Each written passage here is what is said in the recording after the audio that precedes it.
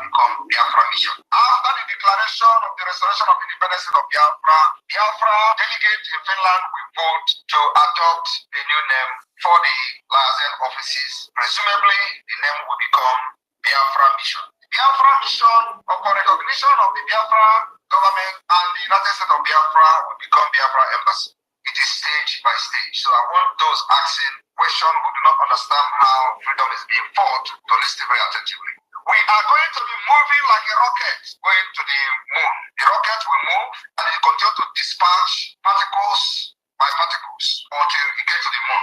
We have started with the Biafra liaison office. This Biafra liaison office, after December 2nd, will become Biafra mission.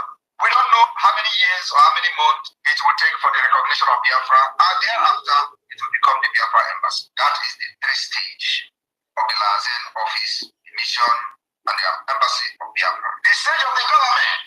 One is the Biafra Republic government in exile, which has demonstrated its capacity in controlling the Biafra territory from exile. From there, the Biafra Republic government in exile has constituted the Biafra de facto government. The Biafra de facto government has 40 United States of Biafra.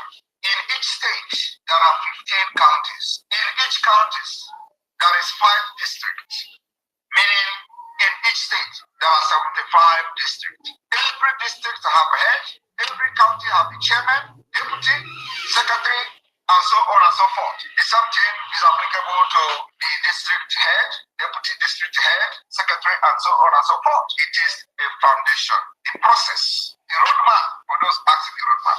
We have been able to define the map of Biafra, and irrespective of the divide and rule tactics of the Nigerian state for many years, we have been able to lay this foundation. Very strong foundation that Nigeria will never ever break. In addition to this, immediately after the declaration of the restoration of independence state of Biafra, we will start laying the foundation which already have been laid, which is a process for a transitional government. As soon as the recognition of Biafra government starts happening up to the level of the United Nations or its allies, we will then begin the process of the transitional government of Biafra. We'll begin the process of forming political parties, making sure that we restore true democracy in Biafra land. My fellow Biafrans, today we have been able to stand against terrorism in our land, against onslaught of the Nigerian state, against barbarism of the Nigerian state by forming our own Biafra Liberation Army, Biafra Defense Forces, Navy, Air Force. Even though we do not have ship, even though we do not have the aircraft, fighter jet, the foundation has been laid. The police, state police of the Biafra, the facto government is on the way. Our aim and objective is to make sure that the entire Biafra land is sealed and secure. That is the reason you are not hearing terrorist attack like the attack on other parts of Nigeria. We have succeeded in safeguarding our land. But wait a minute. Who are those going around burning our homes, our villages, and communities? They are the Nigeria Army, terrorist army, and other security terrorist agents within the Nigerian territory. Today, nobody is talking about it. Some people will tell you Salman Ekpa is the one that is drawing the Nigerian terrorist army to Biafra land. And many of you believe it. Many of you believe it was Salman Ekpa that is bringing insecurity. Ask them, what gave birth to Salman Ekpa actions and activities in Biafra struggle? Was it not the insecurity that the Nigerian government has brought to Biafra people? They tell you Salman Ekpa was the one who unveiled Biafra Liberation Army and are drawing the Nigerian army to Biafra land. Ask them, was Salman Ekpa part of the struggle when the Python 1, Python 2, Python 3, and then Weke was dancing and killing our young men and young women? Salman Ekpa was not part of the Biafra then. Then why are they now calling Salman Ekpa as the person bringing the security to the Southeast? I want you to understand that there is no name they call Salman Ekpa today or you who believe in your liberation and freedom that should make you move an inch. The more they call your name as Salman Ekpa, the more reason you must rise up to support Salman Ekpa and the Biafra government in exile, because it means that there is something we are doing that others have not done in the past. While others were fighting for Biafra freedom since 1999, many reside abroad, including our leader Mazina Mikano, who was residing in the United Kingdom. There has never been any time in the history of the struggle that the Nigerian state summoned the ambassador of the United Kingdom in Nigeria. There has never been any time they publicly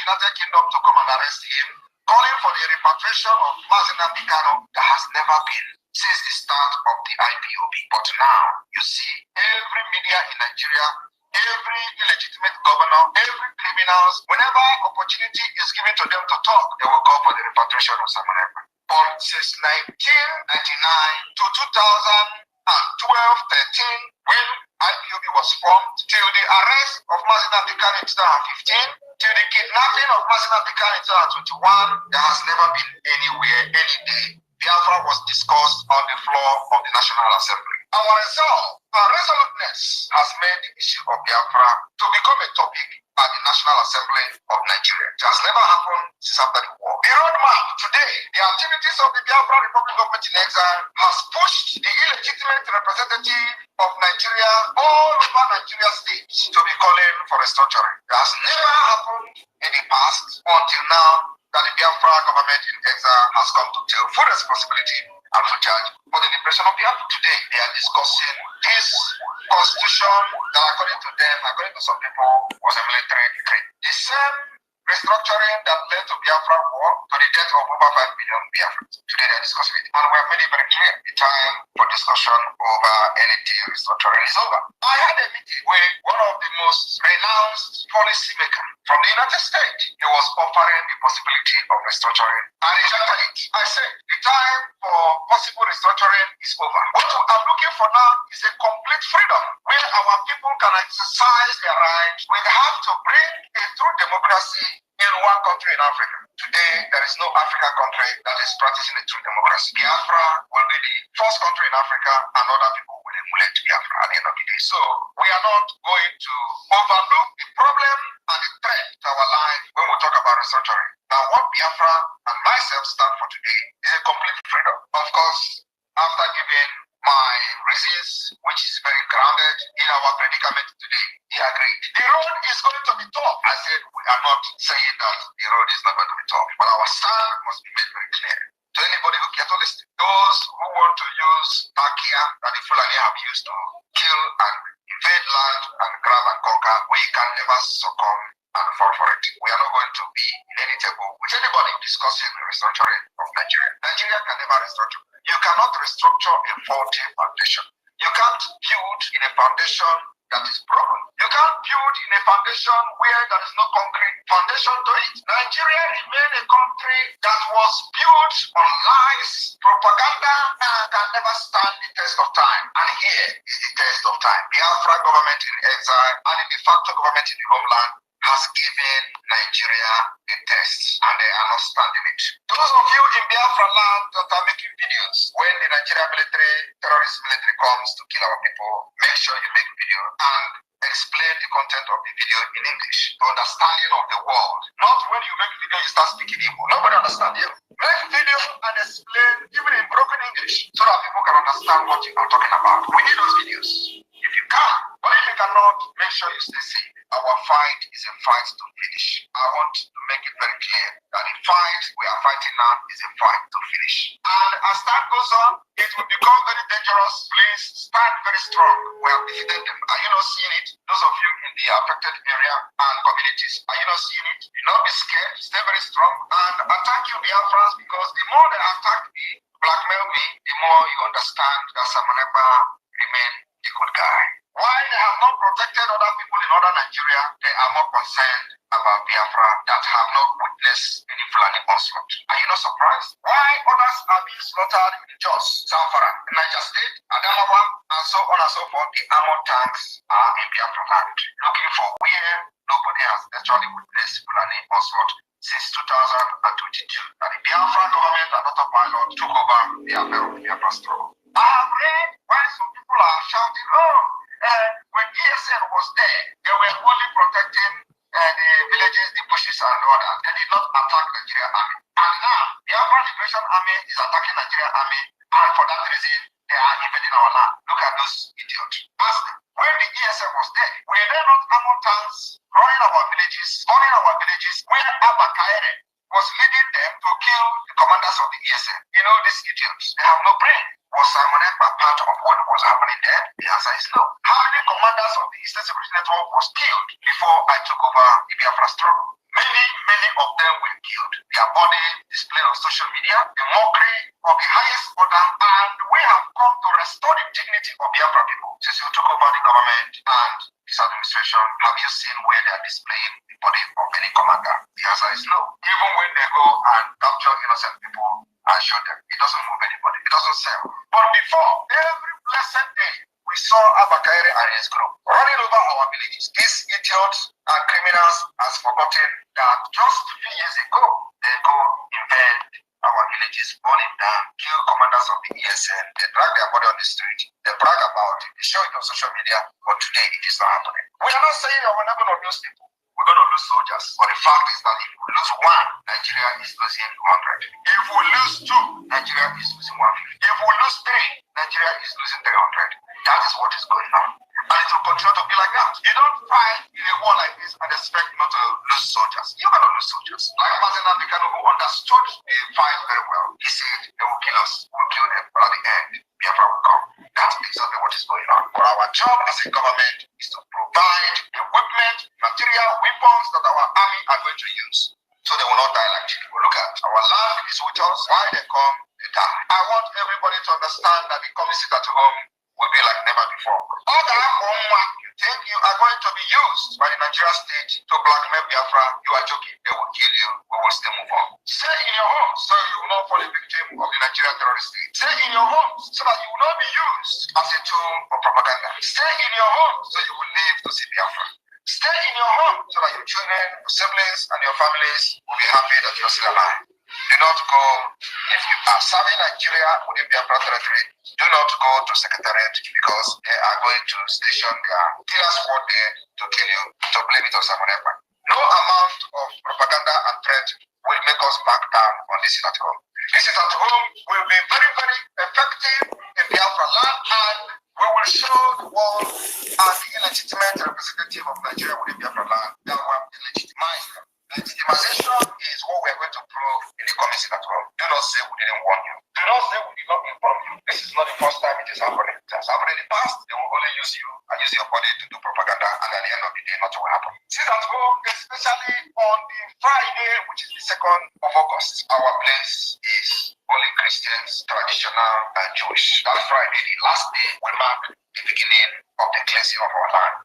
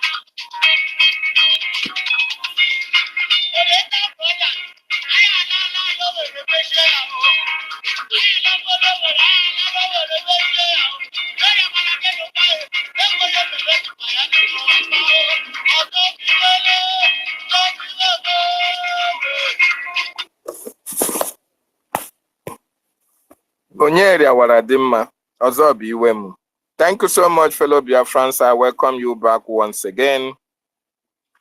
Sorry for that break in transmission or break in our X.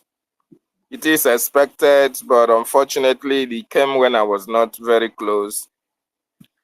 And I want to remind us that this month is our month where our Prime Minister promised us that we are going to have our own network, our own something that is better than X.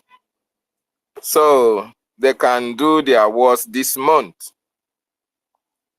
By the time we are on our own, they will not have any power to influence how we broadcast or how we space.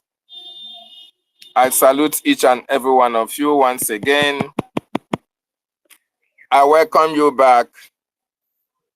It's very important we continue to preach our gospel and our message because we are the chosen generation. Just like our Prime Minister just said, if you listen to that broadcast before they sit at home, it doesn't matter what the terrorists are planning.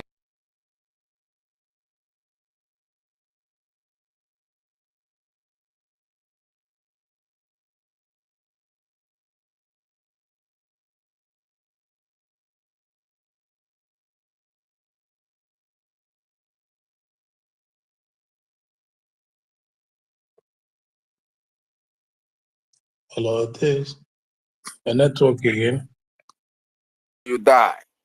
Freedom for the Biafran people and death for those who have come to kill us. We are not going to fold our hands and watch them annihilated from the 1st of the 8th. Even when the UN, AU, European Union know that Biafran land is under occupation by the military of the Nigerian state, that Biafran land, the military are killing our people, invading our communities. Even when they keep quiet, they cannot speak. We, the Biafran people, will not keep quiet. We will continue to speak and we continue to fight. Because onye ajụrụ ajụ adị ajụ onwe ya, ndị ajụrụ ajụ adị ajụkwa n'onwe ha.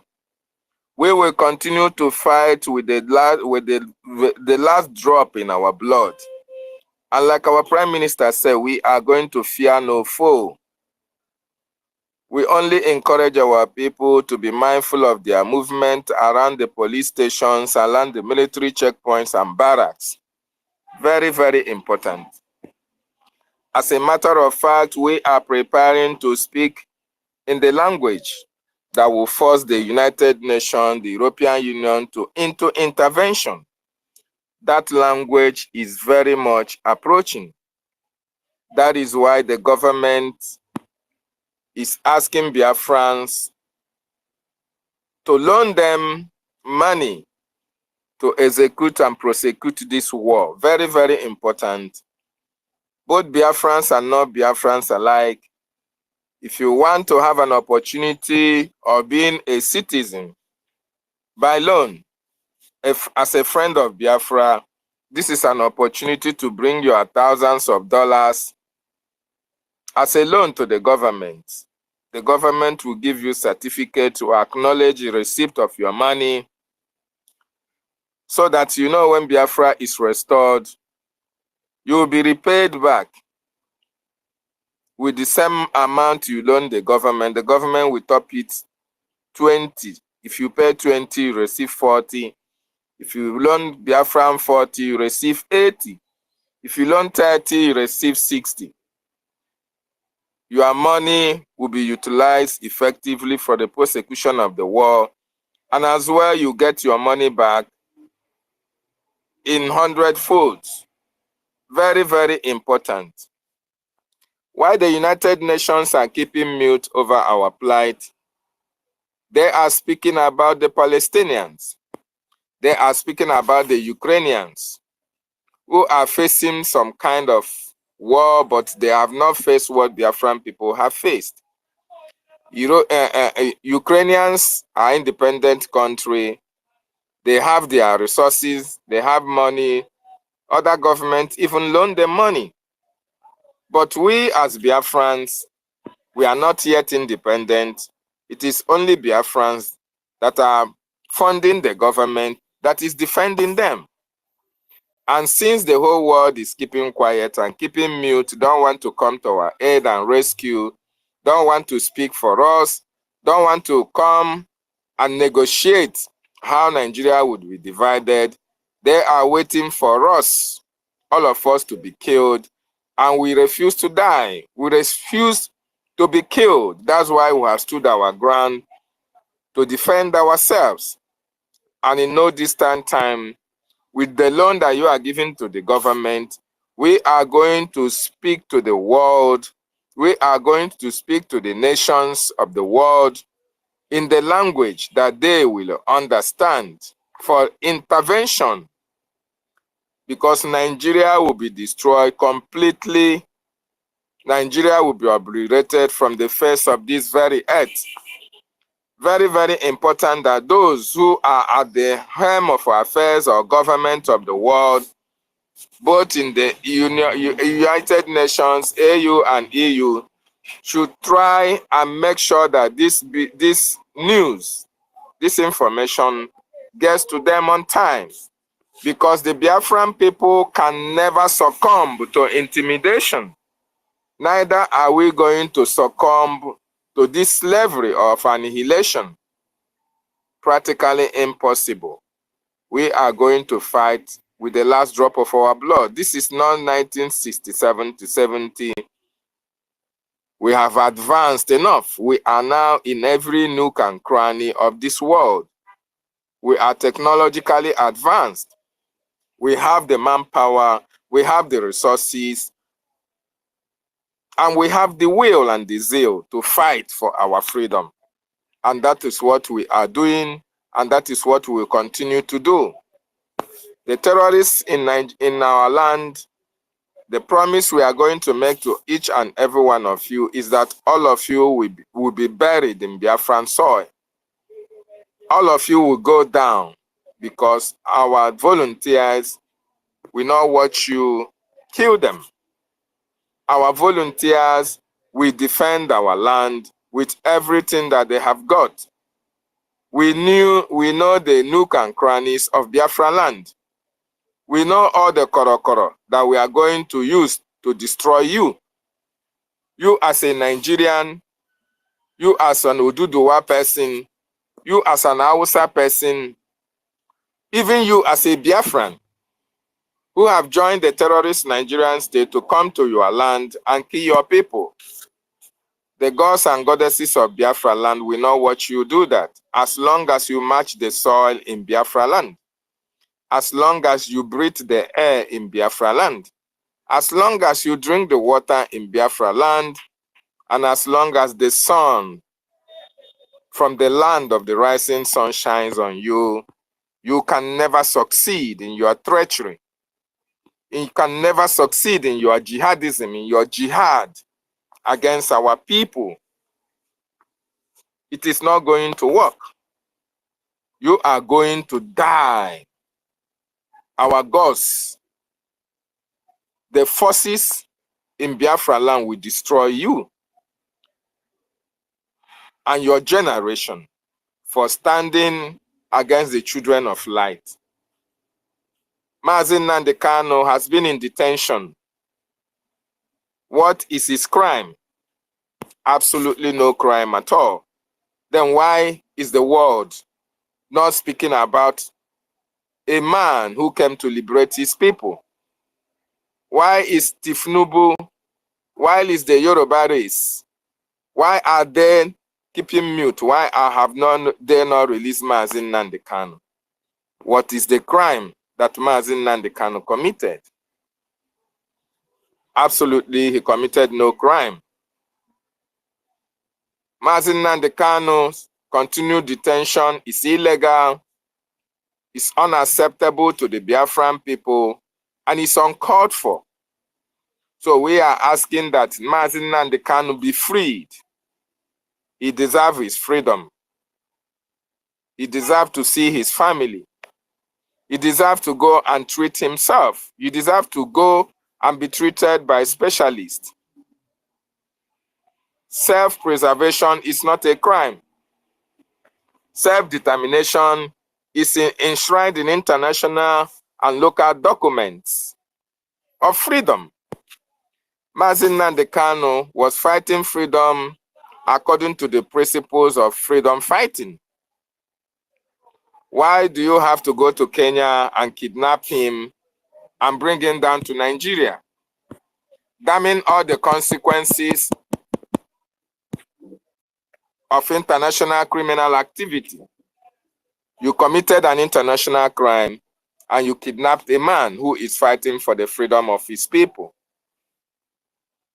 Mazi Nnamdi Kanu should be released and must be released unconditionally. Those who should be in jail should be the likes of Tifnubu, all the political leaders in that contraption called Nigeria. They have betrayed the trust the masses have for them. They are the people who should be in jail, not a man who is fighting for the freedom of his people. That is to tell you how rotten and how bad the Nigeria is. The world knows this. International community knows this. United Nations know this. European Unions know this. African Unions know this. ECOWAS knows this. But why have they kept mute? Why do they allow evil to continue to thrive in Nigeria? If not that they are part and parcel, or they enjoy, or they get benefit from the evil that the Nigerian government is committing against its citizens. As I speak to you today, there is a lot of hunger and starvation in that contraption. And this is made possible, yes, by the actions and activities of the Biafran people, because we destroy every facility that is giving Nigeria their wealth that they use to commit terrorist activities against our people. We are going to destroy all the pipelines that channel our national crude to their various countries. Our seat at home will continue to hold sway because as we are sitting at home, the Nigerian terrorist government, they are losing billions of dollars every day that we sit at home. We will continue to do this. This is an advanced recognized way of civil disobedience. It's a civil way of agitation and protesting. So we will continue to sit at home and we will continue to delegitimize the terrorist Nigerian state from Biafra land. Fellow Biafrans, while we are still on our freedom, if you have not voted for this self-referendum that is on the second stage, on the second phase, what are you waiting for? You have to vote to make sure that you support the freedom of your people and that of your generation. Very, very important. You can vote online while you are in diaspora, and you can vote manually and online as well when you are in Biafra territory. And as I speak to you, if you are just joining us, if you are not part of what we have been doing, or you don't know about what Biafrans are doing for their freedom, about over 49 million Biafrans are counting, have so far given their mandate for the Biafran government on this self-referendum. Very, very important that you join hands and make sure that Biafra comes. If you have not also given government your loan, the Biafran government brought out a special loan project, the IOU loan, whereby individuals, corporate bodies, corporations can loan the government money. When you loan this government, our government money, our government will issue you a certificate recognizing your contribution, recognizing the loan that you gave to it. And when Biafra is restored, the government will pay you back your loan. If it's in $20,000, they pay you plus another $20,000, making it $40,000.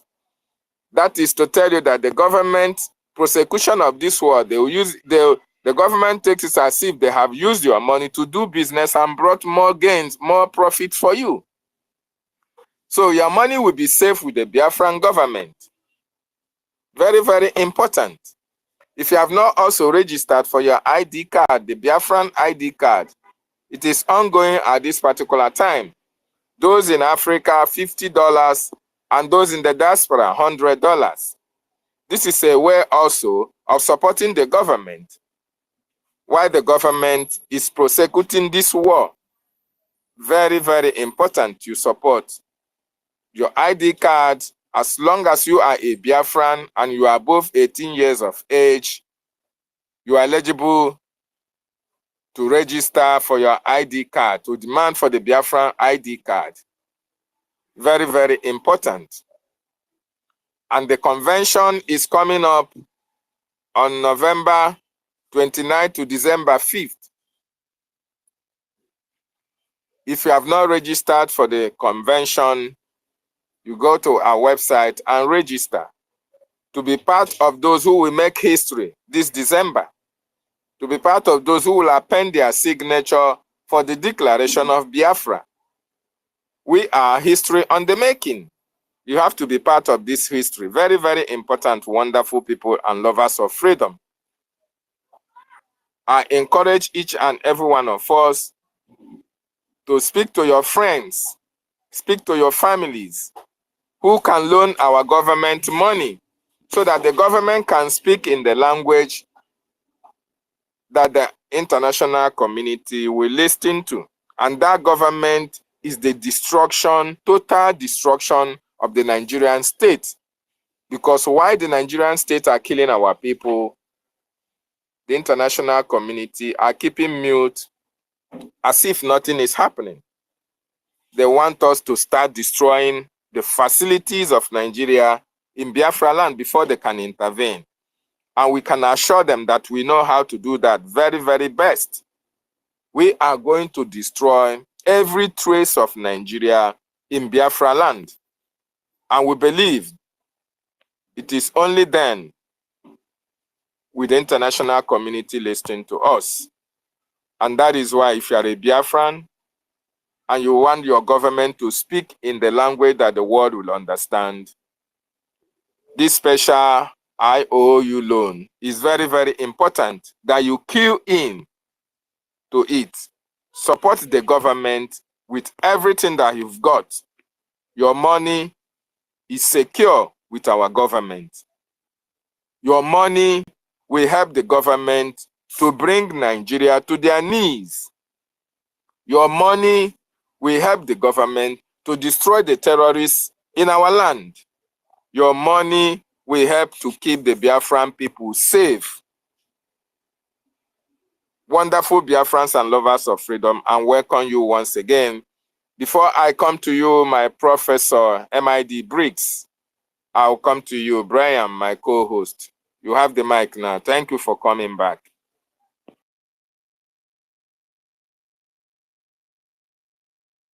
Thank you. Thank you. We always come back because whatever that concerns Biafra concerns us all. It is our business to bring Biafra. So no matter how many times they knock us down or off, we'll come back again.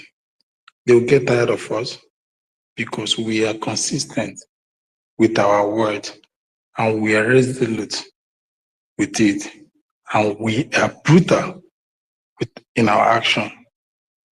So Biafrans, without wasting much ado, we are here to put capability where it belongs and to call a spade and not a farm implement. Nothing here, what brought us here and what binds us together and is one common thing: freedom of Biafra people, freedom of Africa. Because when Biafra is free, Africa will become free. When Biafra is restored, the hope of mankind will be restored. Fellow citizens of Biafra and friends of Biafra, I'm going to pick up the last we did from the last word the host made concerning the IOU. I call upon upon friends in every sectors of life, various parts of the countries, to come and invest in Biafra land. You will never regret investing in us, because this is a special land, a special country, a country owned by God, a country specially made by God, a choosing race, God's host people, a priestlyhood. That is what we are, a land filled with milk and honey. So whatever you dig in that land, whatever you put in that land, will multiply, will come out in multiple food. The land is fertile, the people are fertile. Come and invest, investors. You don't need to be a Biafra before you invest. I'm talking to non-Biafrans. Come and be a citizen by investment, and this will bring an honor to your household. Thank you, my host. Thank you, everyone here present. Thank you for all of us for being resolute to be and steadfast to what we believe in.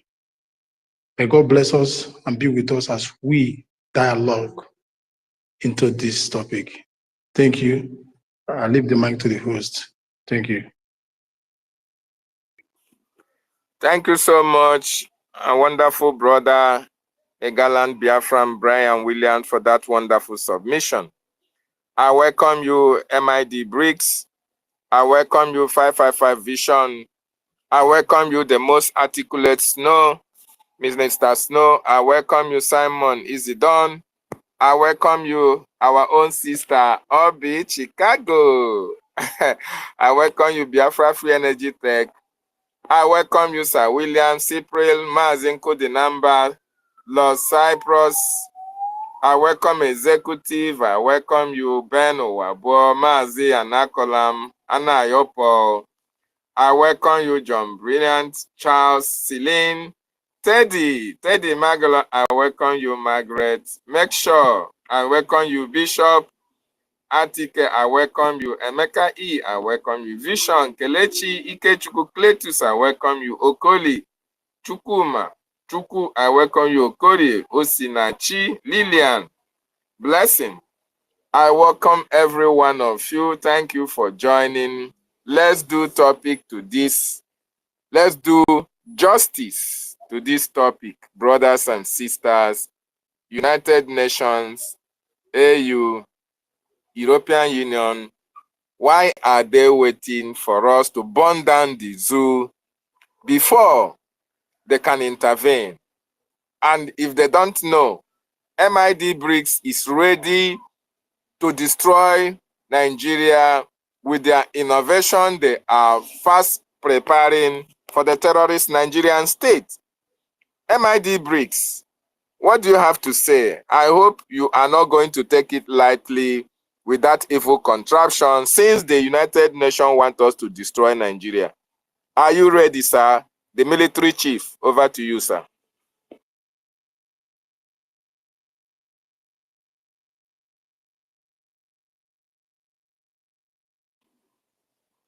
MID, are you there, sir? It's like MID is not close to the device.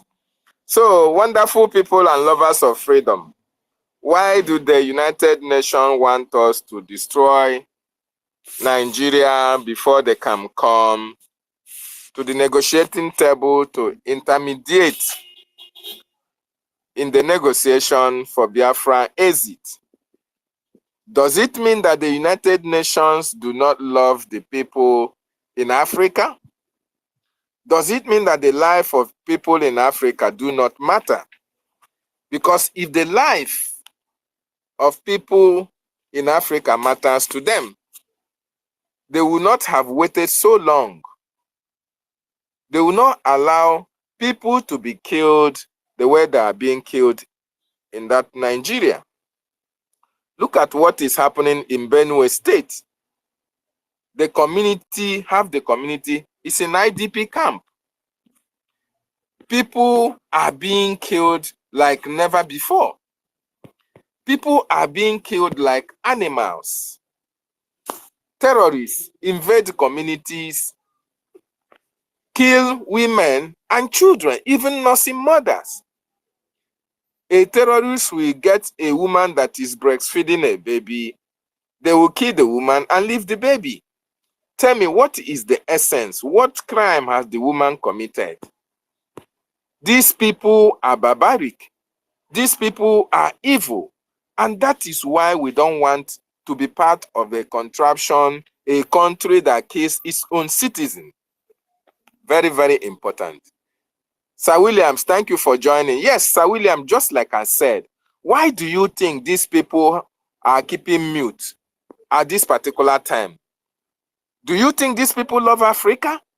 If they do love Africa, why do they want the whole of Africa to go up in flames before their intervention, especially using Biafra, Nigeria, unreported war as a case study? Has people not died enough? Has Biafra not been killed enough? Then why is the United Nations not coming for the intervention? Thank you so much. Go ahead, Sir Williams. My brother, thank you very much. You know, these people, they think they can stop us, but they cannot stop a moving train. No matter how long they try to stop what we are doing, we continue to move forward. Thank you for the question. These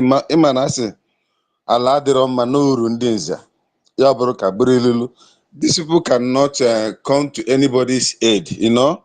Why are they manufacturing instruments of war? It is for their own selfish gain. You know, they say a baker does not bake bread out of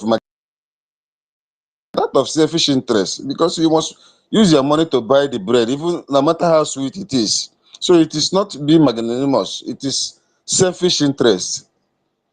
That is what these people we are looking up to are doing, and they can never help any. They have not even helped themselves. You see, among themselves, they are not in unity. These ones we are looking up to, no. They must create confusion, they must create chaos, they must create anarchy in here and there, you know, in order to sell their armories and then make money and live. That is their target. You see, they have already, Nana, they have already promised you that they want to, you know, make Africa, Eden, which they now call Africa, their farmland. And they did not miss a word in saying that.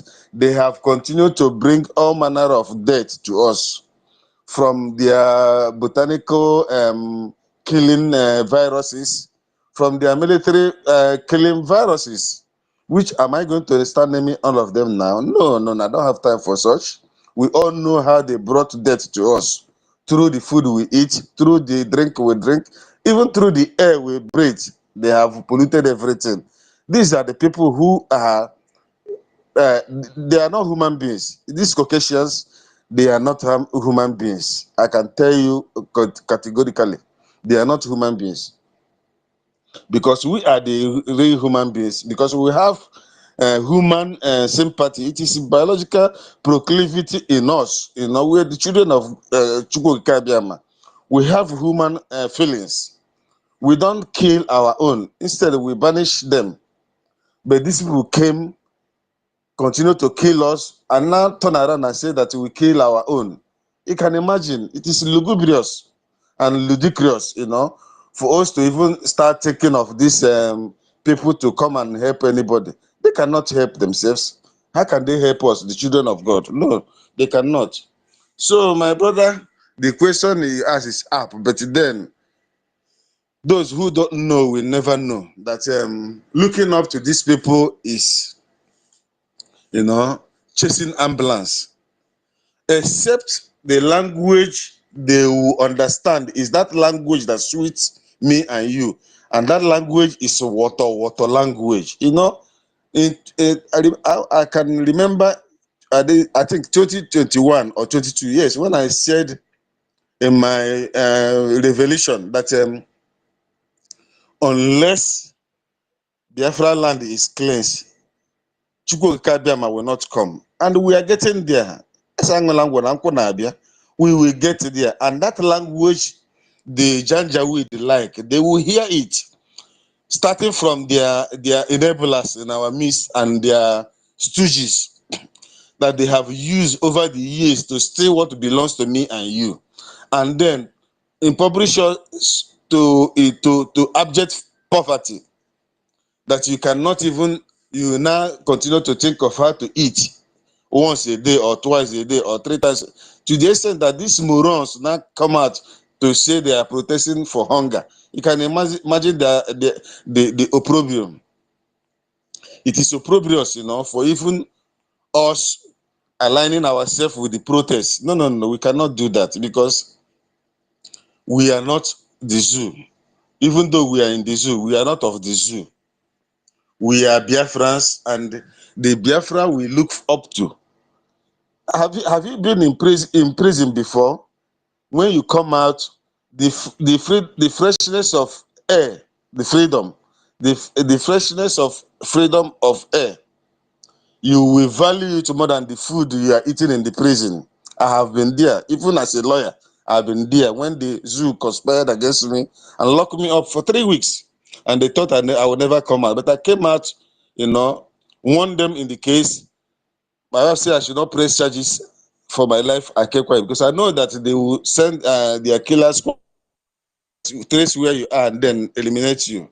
But I just leave those ones. But I have warned them. I want them in their courts. So what am I saying? What I'm saying is that no one can give us freedom. The freedom we are seeking for is the freedom you can have, and then even if you don't eat for 1 week, you are not going to feel sick. Meanwhile, have you seen anybody who is who hunger killed for being hungry for 24 hours? I have not seen. If you have seen, please let me know. So we cannot be talking about food or hunger for in zoo. No, we cannot do that.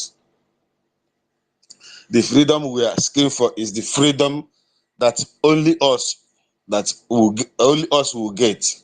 The freedom that God has already given to us since 2015. I keep on saying this thing.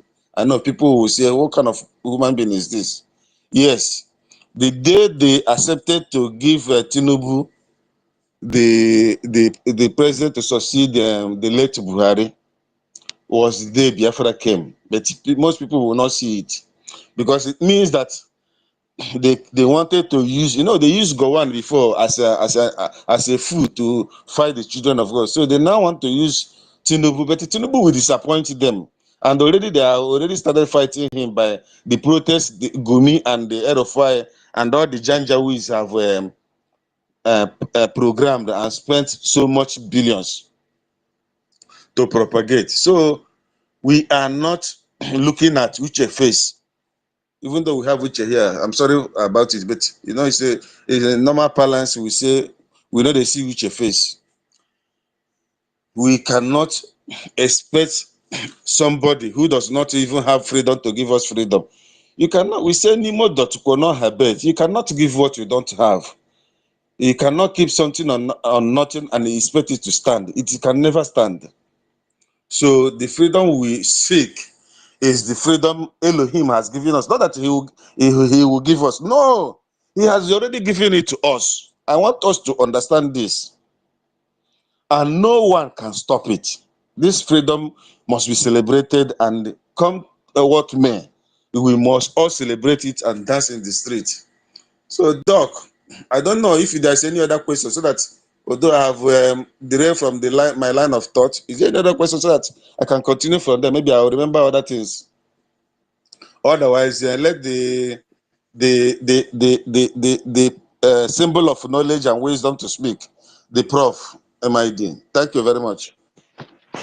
Thank you so much. Thank you so much, Sir William, for that wonderful submission. You know, if you have watched Okwa, this their Nollywood movie, the English you spoke here made Igwe Jiwe Ganga.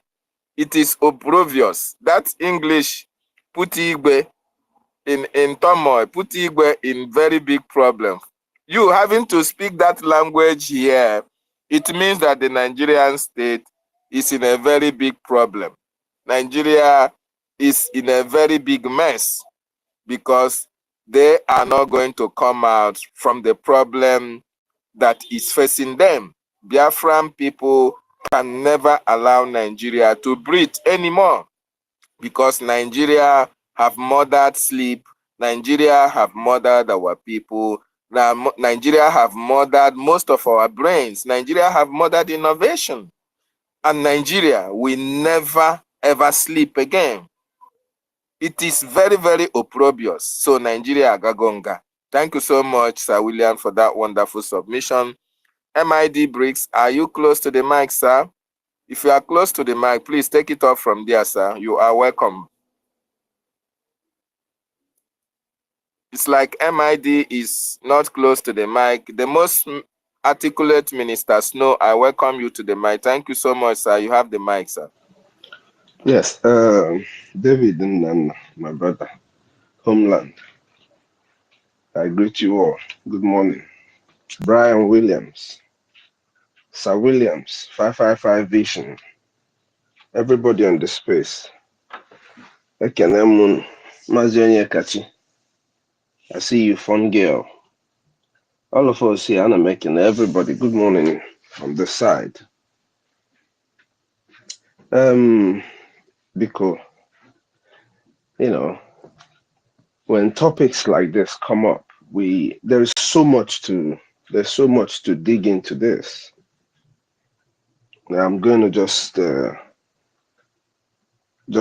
go straight to this topic because it catches my interest. A lot of us forget that the only time the United Nations, as they call it, they are terrorists.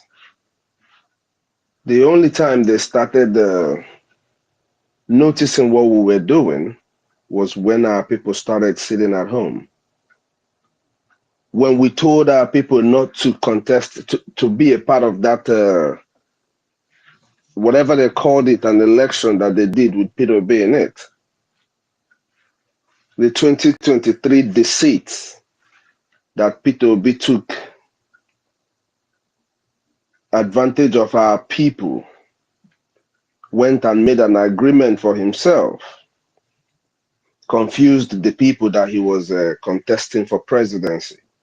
Meanwhile, you and I know that he wasn't contesting for the presidency.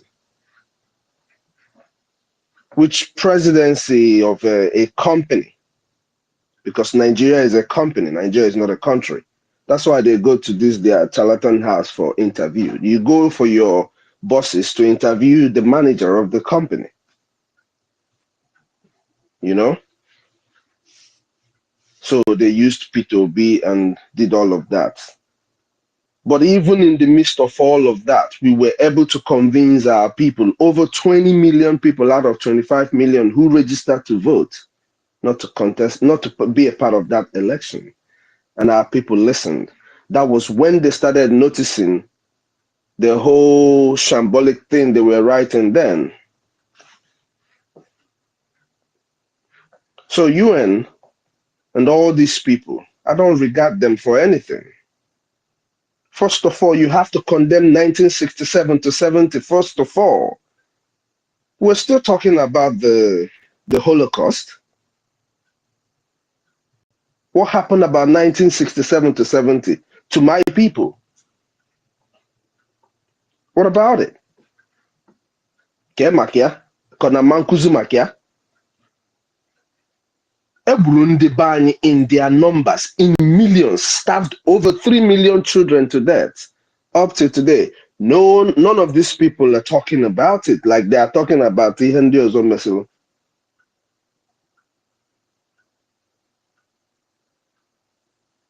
An Igbo man was hunted in the place Hakboro, his country.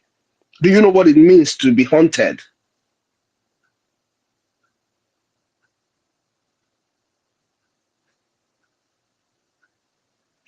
So, for the UN, I don't care. But I'm sorry, guys. I just lost my cool for a minute. I hate in these organizations. I'm not going to lie to you because it's all fraudulent. The fraudulent. I'm telling you the honest truth. That is why in Joesi Okwefo, Biafra Republic government in exile, I can tell you we are really going back to being Biafrans. It is about Biafra first. So UN and all these people, they need to go and start, they need to start talking about what happened in 1967.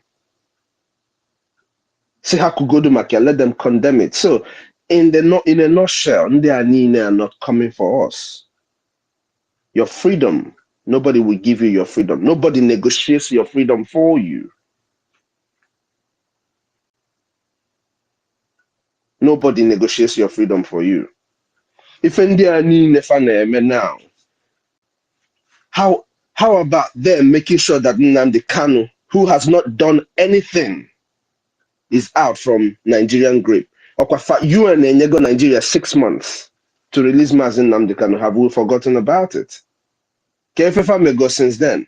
What have you done, UN, since you gave Nigeria 6 months to release Mazi Nnamdi Kanu and they ignored that's your whatever thing you call it? What have you done? United Nations, Biafrans are asking you, what have you done?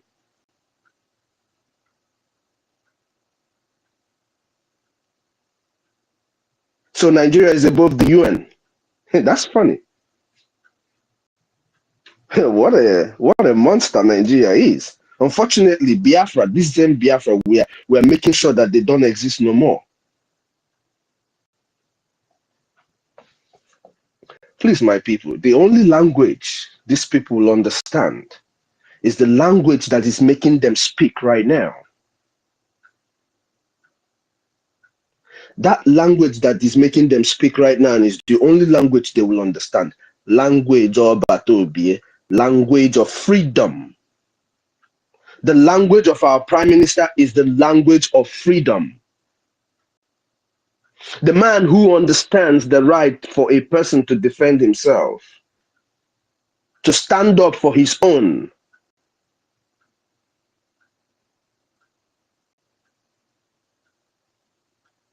That is the language that they understand. And that's what we're doing here.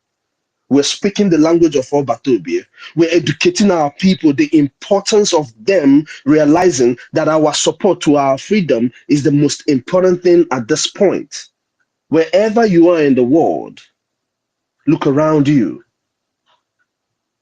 If you're in England, look around you.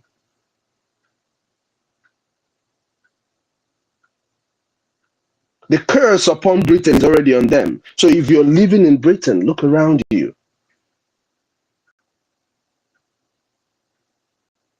Our sister mouthpiece is not looting home and abroad. That's what is happening. Right now, they are looting home and abroad. The company in the home is being looted. The one they have abroad, which is Nigeria, is being looted. But guess what? The language of our Prime Minister, Obatobie, has made it possible. Nandi about sit at home, and now I'm saying that because of sit at home, nothing happened. That is the language of Obatobie. They want to claim now, no, hang on, man. The same sit at home, all of them were fighting. Oh my, I can't believe it. You know, sometimes the same sit at home. The same sit at home. Mind you, in their protest, one of their requests is to free Mazi Nnamdi Kanu. It is this sit at home that we've been using to ask to free Mazi Nnamdi Kanu, and it's been very effective.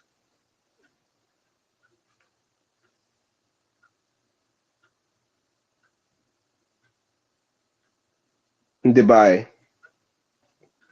if we are in the United States and we are listening to anything that Biafrans are saying,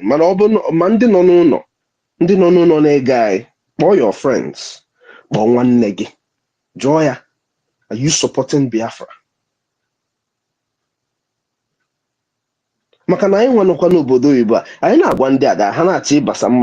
Sometimes call them from home.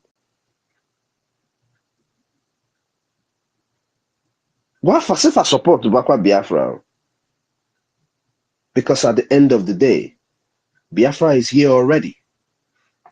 Like Sir William said, it's able to dance naked in our land. Biafra is here. It's no longer about Oyeme Momame. We all have to queue in with the government, support this government. Amongst all your contribution,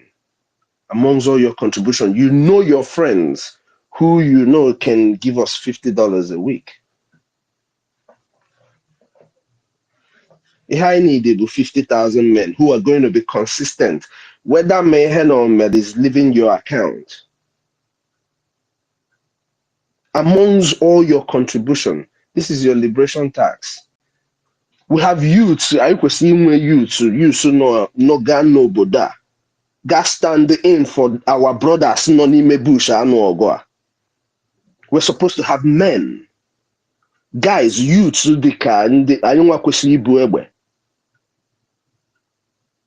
can't you sacrifice $50 a week because Nibureba? Let us do this once. Emengwangwa, emehelodachi. Before God destroys a land, Makandina Church, He first of all sends you a messenger. I sent the Gondin on that region a messenger. They didn't listen. The messenger's message affected the people and changed the people and got them into the mindset of preparation. That is why you see what we're doing today. Because we received the message of our leader, Obayai. After the war, we were already prepared. But then mentally, we received healing from Onyendu's speech and teachings.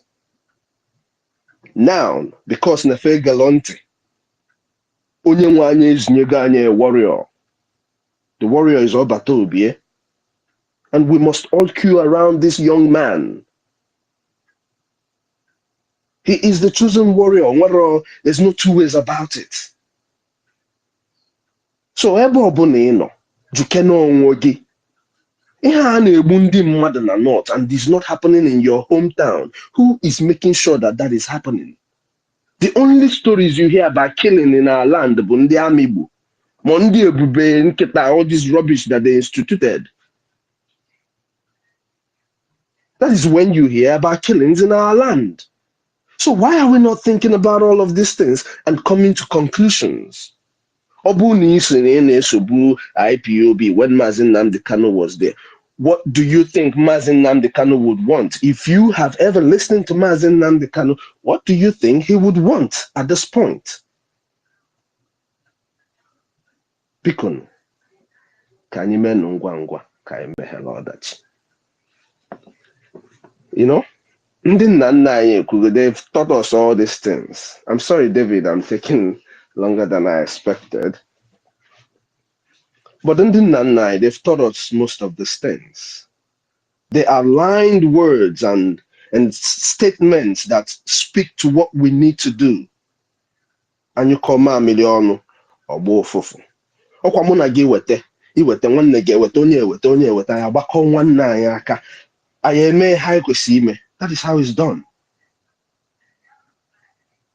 Ndi ji ndi Chineke tunyegoro in places that have the finances.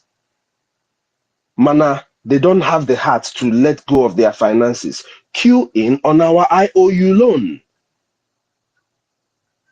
It does not only guarantee you 100% return of your investment, but also gives you a good status in Biafra because we also still appreciate that your money, even though you did not queue in, but you understood the importance of having the go free. That is why you're loaning us your money.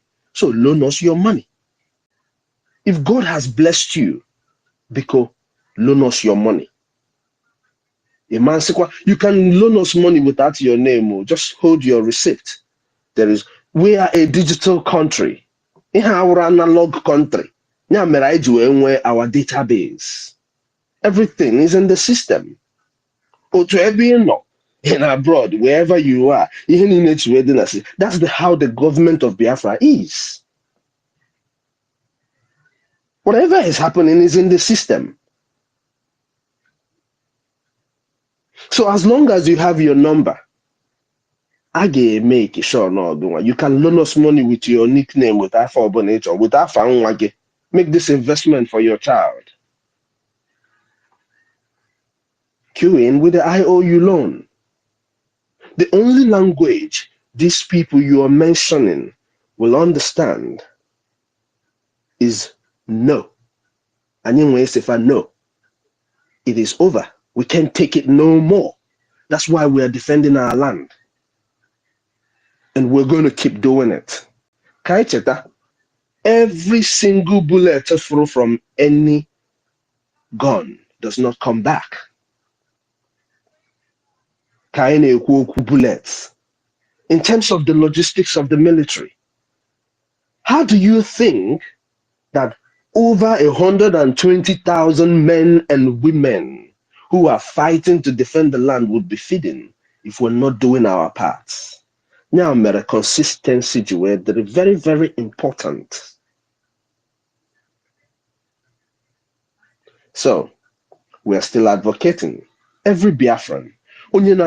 After the 50,000, if I'm talking about 50,000 men,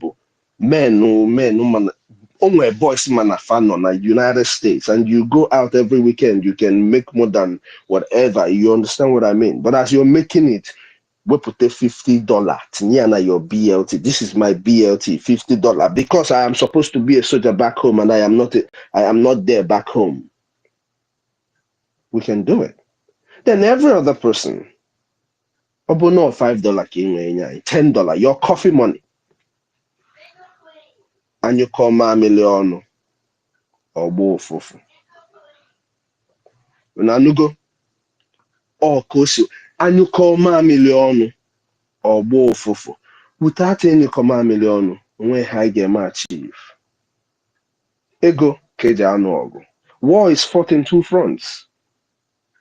On Wall Street and on ground.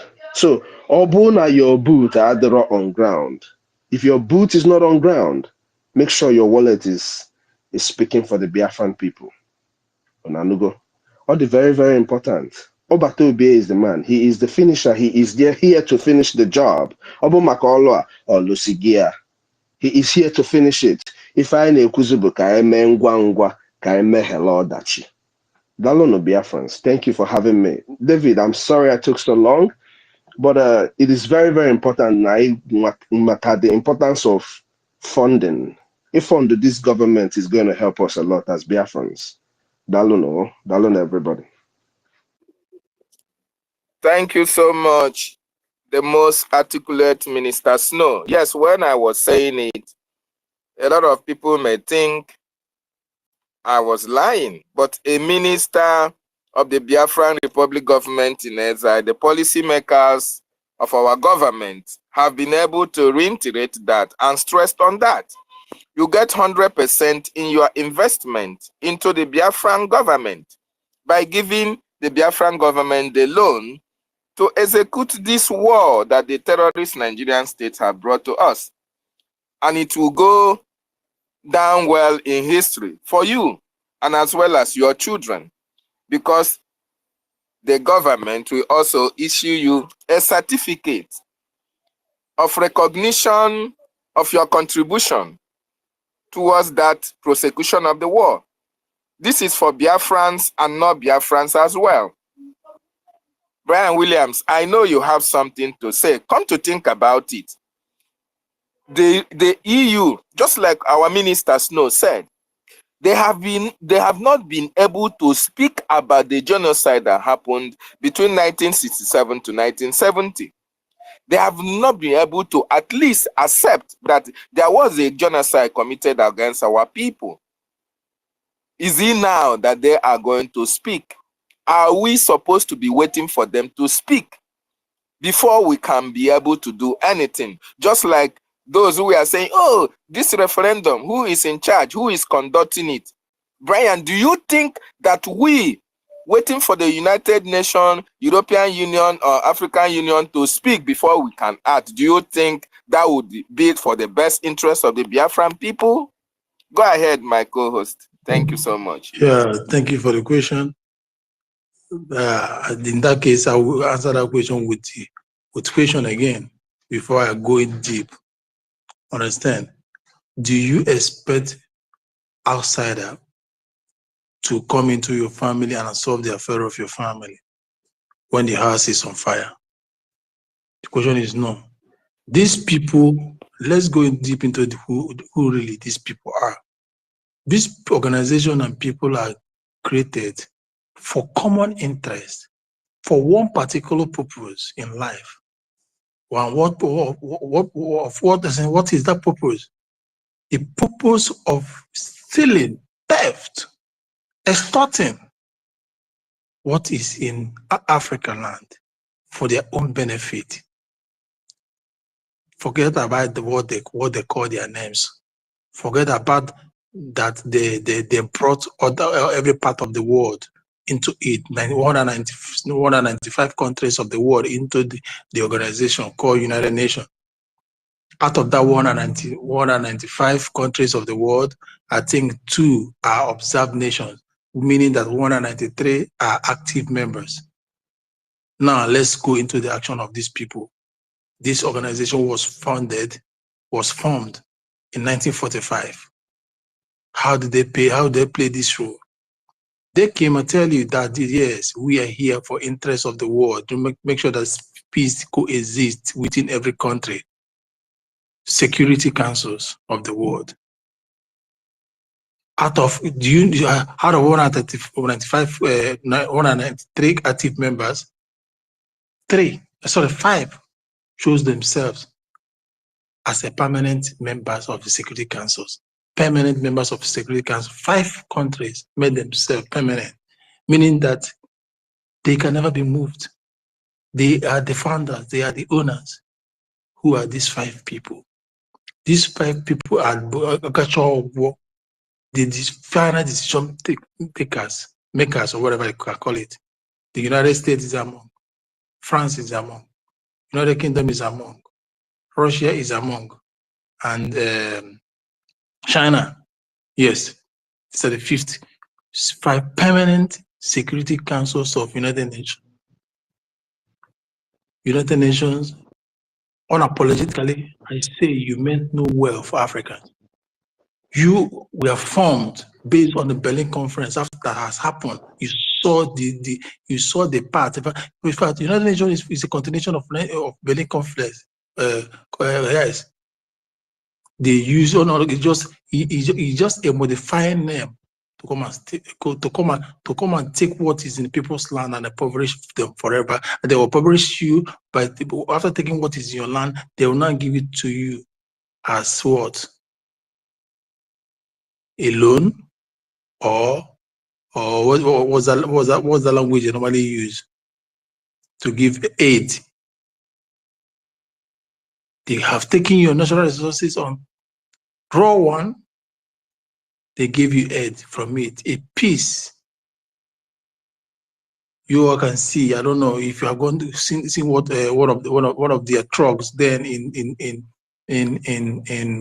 what's this country in Africa that has one of the highest natural resources, Congo. When one of their cars was turned up, what did they see? Rare gems, gemstones, precious stones, stock in their in their tanks. United Nations tanks. Moving on. The same United Nations came in, the secretary of United Nations came into the zoo, I think last year, thereabout, or this year. What did the man say about Boko Haram? Terrorists. He defended them, they're part of the government. The political organization, that is the word they use. The United Nations we do eye service when people are dying.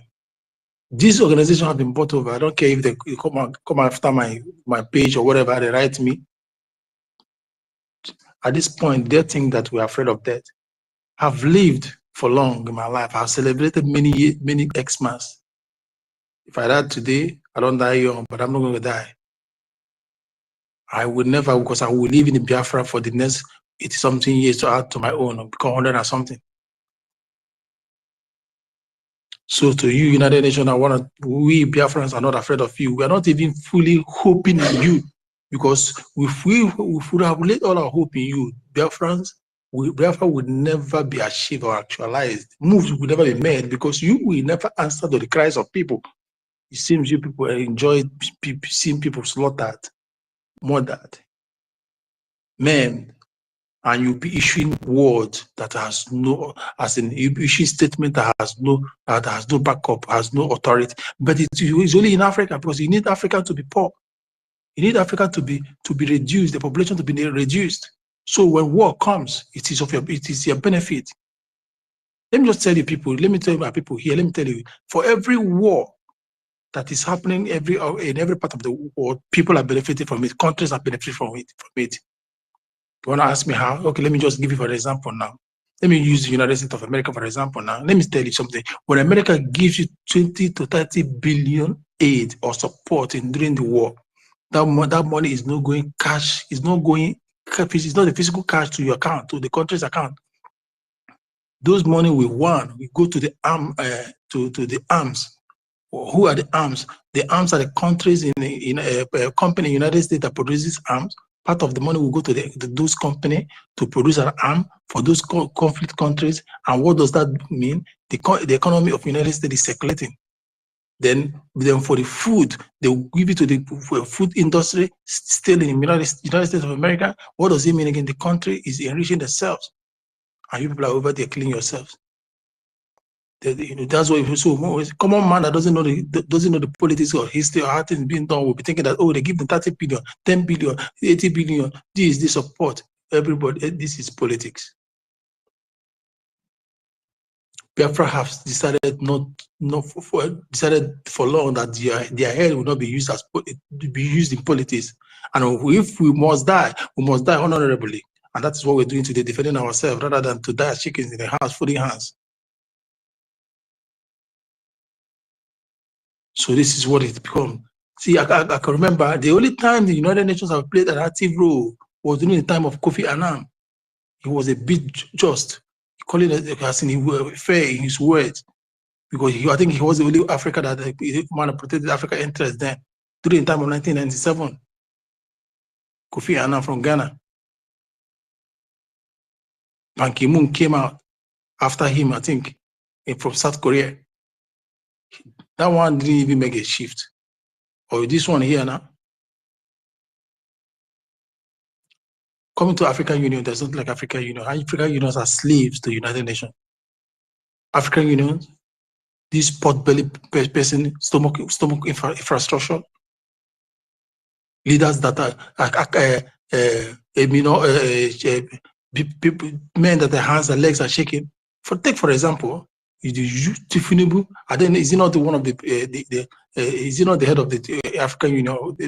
Sorry, ECOWAS and the rest of them plus African Union.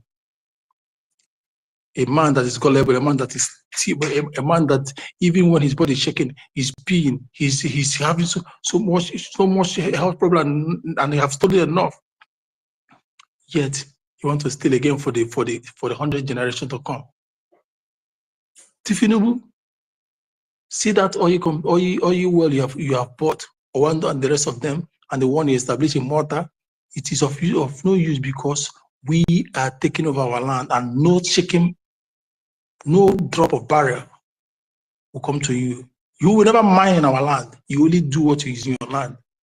So it is good because this man have longed for this seed. He has longed so much for that seed because he wanted to own an oil well for long, and nobody have given him that oil well. So he sees this as an opportunity for him to have an oil well. He has gotten everything he wants as a man, but he has longed for that oil well before now. No president, no entity has given him a chance to buy an oil well.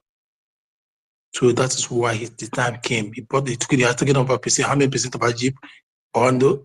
Now he established the refinery in Malta. So what am I saying about these people, African leaders? They're useless. They're puppies in the hands of the United Nations. They cannot do anything. They cannot take a decision without answering them, without asking them, what should we do?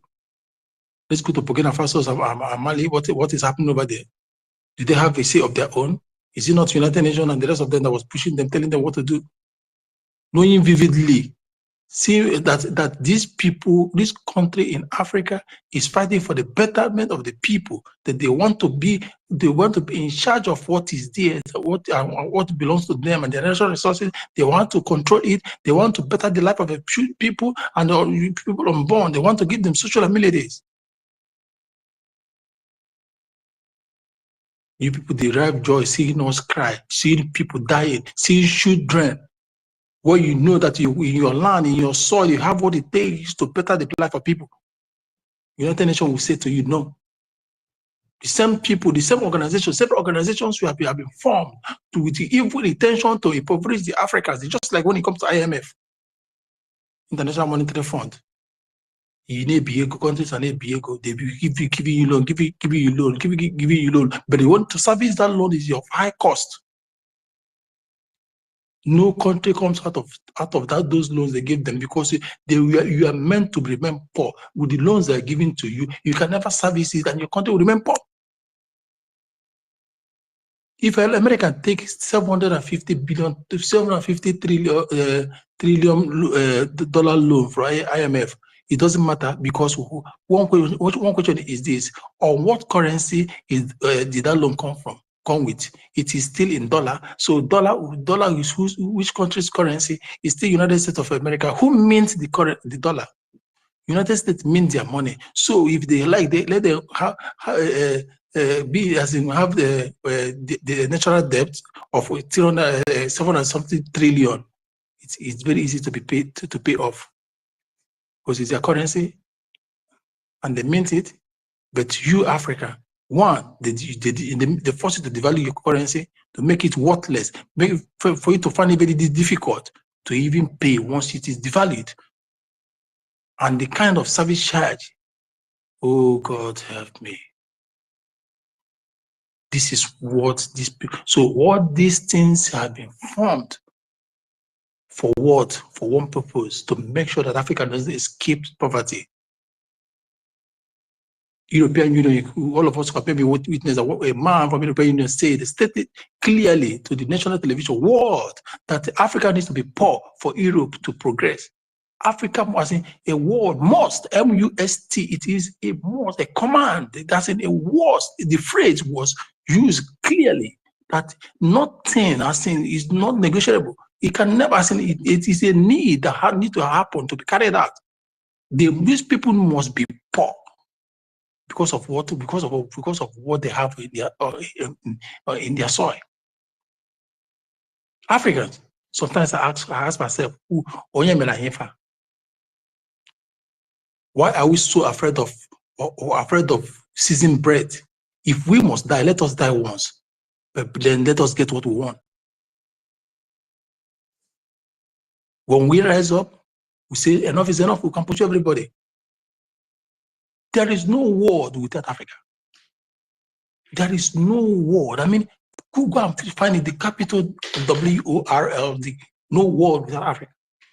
We can feed ourselves. Forget about this food something they're sending food, they're sending grain. Which soil in the world is more fertile than the African soil? The answer is no. But we can never have those things in our land. For every government that want to have progress, these people will create a chaos within the government. They will create opposition within the government, so that government will keep fighting, so that they will never bring the peace will never be there. They never rise, so that they will destabilize it. And that left me with this question: why are we so stupid that we are, or should I use daft?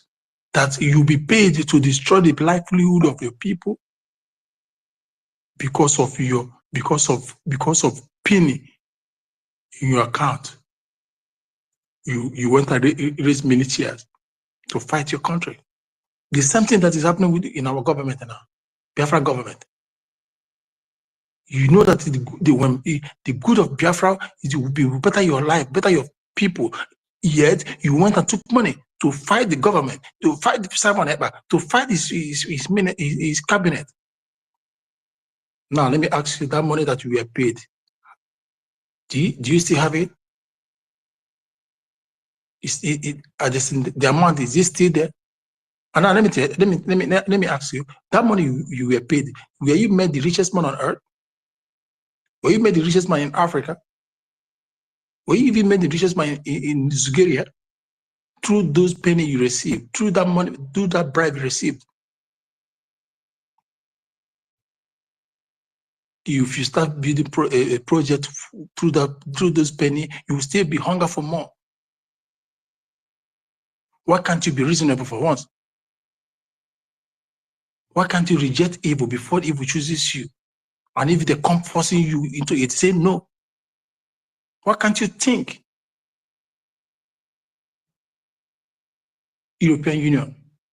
Now, getting to European Union. See, every part of the every country in Europe now is fighting for Africa, is fighting to come into Africa because they see that they need to grow, they need to improve. There's Africa can buy food. Africa can food, left, right, center. And the worst part of it is that when you will see them, they will give a country 9 million euro, 10 million euro, to 50 million euro, and 100 million euro. The president, the stupid president without vision will be rejoicing. They gave us loan. The loan they will share within themselves. When you were the people that, as in Africa, we're supposed to be the people giving out loan because of what is in your soil. A country will rejoice they have had an independence, not knowing that there are still a secret document that signed that still kept them under neo-colonialism. They will dictate for your politics, they dictate how you govern yourself, dictate the kind of health care you have, dictate the kind of education you have, dictate how your law will be, dictate who's gonna rule, dictate everything for you. And you're claiming that you got to independence. This is what that will never happen in Biafra. And that is why all of them are doing this, because they know who the Biafrans are. That we are no push around people. But one thing is for sure, all those years we aren't prepared. Now we are prepared. Nothing was gonna stop us. Nothing. Because the people here talking and listening, and those that are in the bush as angels are ready to give out their life. But we will not die like you think that you are thinking. We have known that science, you knew. When it comes to the science of war, the tactics of war, we knew it. Many have fought that war. Many have been on round table to draw the tactics of war with you guys. Many have sponsored it.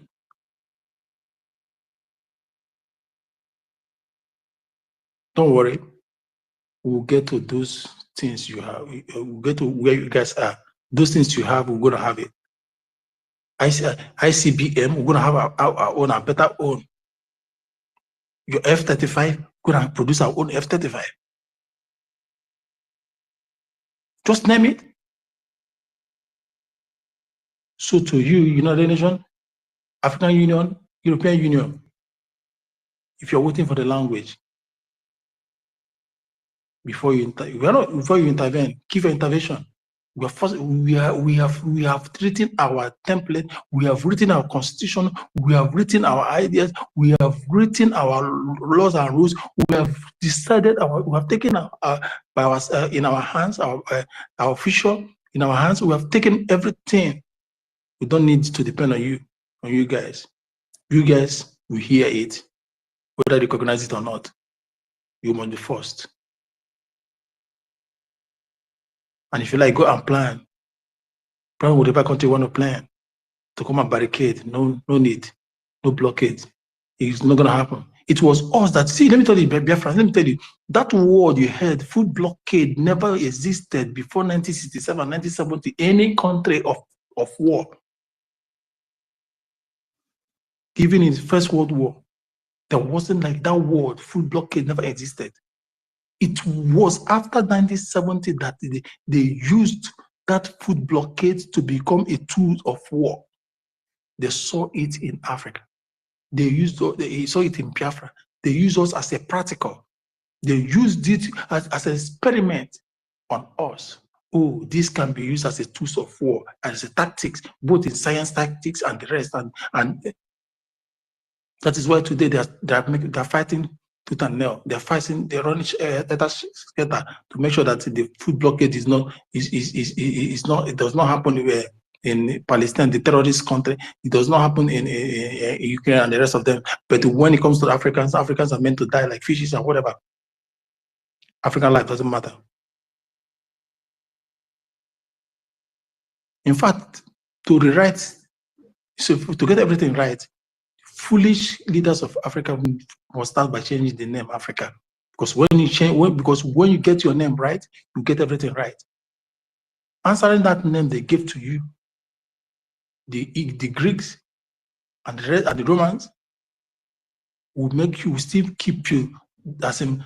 I don't know the adverb I will use to qualify that. Fellow citizens of Biafra, our fate is in our hand. Our future is in our hand. Our hope is in our hand. We don't wait for anybody. It is us that will take it. I'm going to take it by force. Thank you, my host. I'll leave the mic here. Wow. Thank you so much, our brother, my co-host Brian William, for that wonderful submission. Our destiny is in our hands. Our future is in our hands. Our progress and prosperity is also in our hands. And we have decided to take it by force. We have decided to take it away from those who have held hostage all the goodies that should have come to us. That is so wonderful, Brian. You said a lot of things. And Chukwumeze, before I come to you, why is it that people, during this self-referendum, people are saying, oh, who is supervising this self-referendum? Is EU involved? Is the United Nations involved? Is AU involved? Now, this same AU that have not been able to show concern about the plight of our leader Mazi Nnamdi Kanu. The same AU, the same EU, the same United Nations that have not been able to talk about the genocide that happens in Biafra land. How can these same people be the same people that will come and approve the self-referendum before you as a Biafran will join? How can these people, the same people that do not have your interests at heart, how can they now come and sign a document for you to be free in your life? That is an irony. That is the same people that want you dead, that killed your father, will never want you alive. That is what it means. These are the people who cross their hands. These are the people who join forces with the terrorist Nigerian state to starve our ancestors. 6 million of our children, our ancestors, then they starved them to death. These people have not been able to condemn the atrocious activities of the Nigerian terrorist state. Yet, it's the same people that idiotic, foolish Biafrans will stand and say, is the United Nations involved in this self-referendum? Is the African Union involved in this self-referendum? Is the European Union involved in this referendum? Chukwumeze, what do you have to say about this notion of ignorance of our people? Go ahead, thank you, and welcome. Yeah, I'm not going to be long, but what I just want to say is, well, before I ask, let me observe our protocols. Greetings, my host, co-host, Biafrans, ministers, the government, our PM, our supreme leader. Greetings to you all. And we are not going to rest until this freedom is achieved. So, well, let me say, those who continue to feel like the status quo is okay or continue to enjoy this current status quo, that Africa, Biafra, is currently experiencing now, you are the most foolish and stupid human being. As a matter of fact, it shall not be well with your generation if you don't stand up and do the needful. Because I'm tired of all this ignorance and all these stupid excuses that, oh, follow international law, follow international. These people that give us this international law, what is their own will for us? Like, what is their own plan for us? Nothing. It is just a continuous slavery of Africa. Before the creation of the United Nations, you have what you call the League of Nations.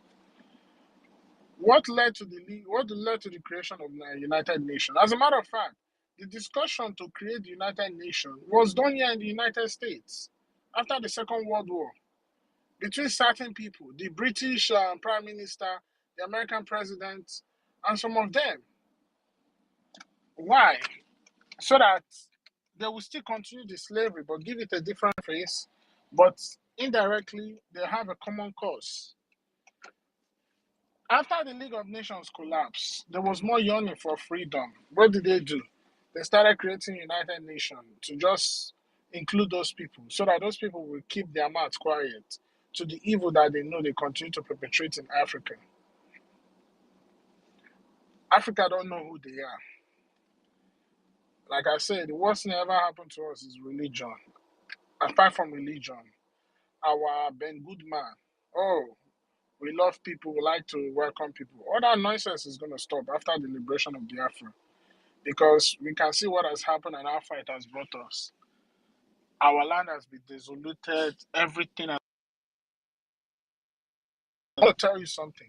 Every invention that you see, most especially the West, are bragging about today or they create. Let me tell you something. The first person who wrote the patent of that invention was your ancestor. If you look at the Jumbotron, what I posted about that Star of David, it's because of our people have wallowed in ignorance and they refuse to unlearn what they've learned in the past or what I was passed on to them and search for new knowledge and ask themselves questions. Why are we continuing to remain like this? This status quo we're enjoying, is it the right thing? Whether you like it or not, one thing I always admire about the West is whenever they want to do that, they're evil. You understand? They do it for the common benefit of all of them as a whole. If it is to subjugate one African country, when that one that is subjugating, when the one that has the face, just like how France was subjugating the Francophonia African countries, indirectly it's going to benefit their fellow other partners in the West. Because as France is there milking, they too they will be getting their own dividends from that land. That's how they do it. And for them to get to that stage, what did they have to do? There was a war. Mainly, that Second World War was what gave birth to that common interest goal that they are currently enjoying today, that by stealing from Africa. After they fought that war, they sat down, they decided, listen, we need to break along tribal lines so that we can have some kind of like a pan-European agenda. They did that. They formed European Union. And now, anything that they are going into to steal to Africa, it always benefits each and every one of them. So anybody talking to you about Pan-Africanism at this point in time, without talking about the issues going on in Congo, going on in Biafra, going on in Amazonia, going on in every part of Africa, tell that person is a fool. Because there will be no Pan-Africanism, there will be no unity of Africa, there will be no development in Africa until all these things that was forced upon us is taken away. We get rid of it and we have our own thing. And Biafra is going to start that because I know in the future a lot of countries is going to break down and more countries will be created. We'll have more common cause, more common goals. We'll have more unity of purpose because that's what needs to happen. This current status quo is doomed for us. And I don't know why you want to love everything that was given to you by those who killed your ancestors, who killed your fathers, who subjugated them to make sure that their will, they accept it. So my people, it's time we start thinking and change the course. Thank you.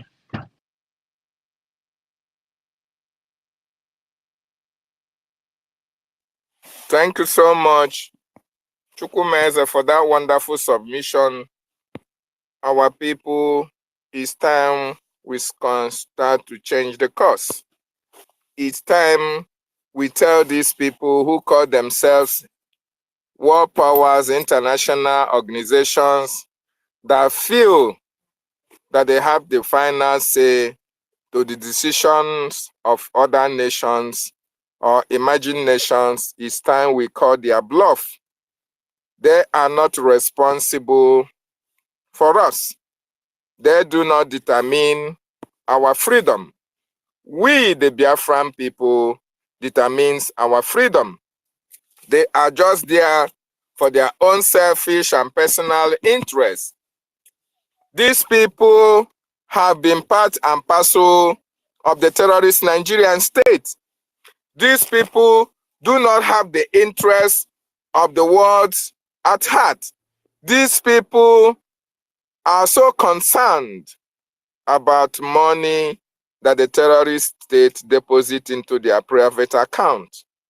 These people are only concerned about their own countries because they encourage the political leaders in other African nations to siphon money to steal the natural resources from their various countries and come to bank it abroad. The United Nations, during the time the Hamas invaded Israel, there are United Nations workers that were caught by Israelis.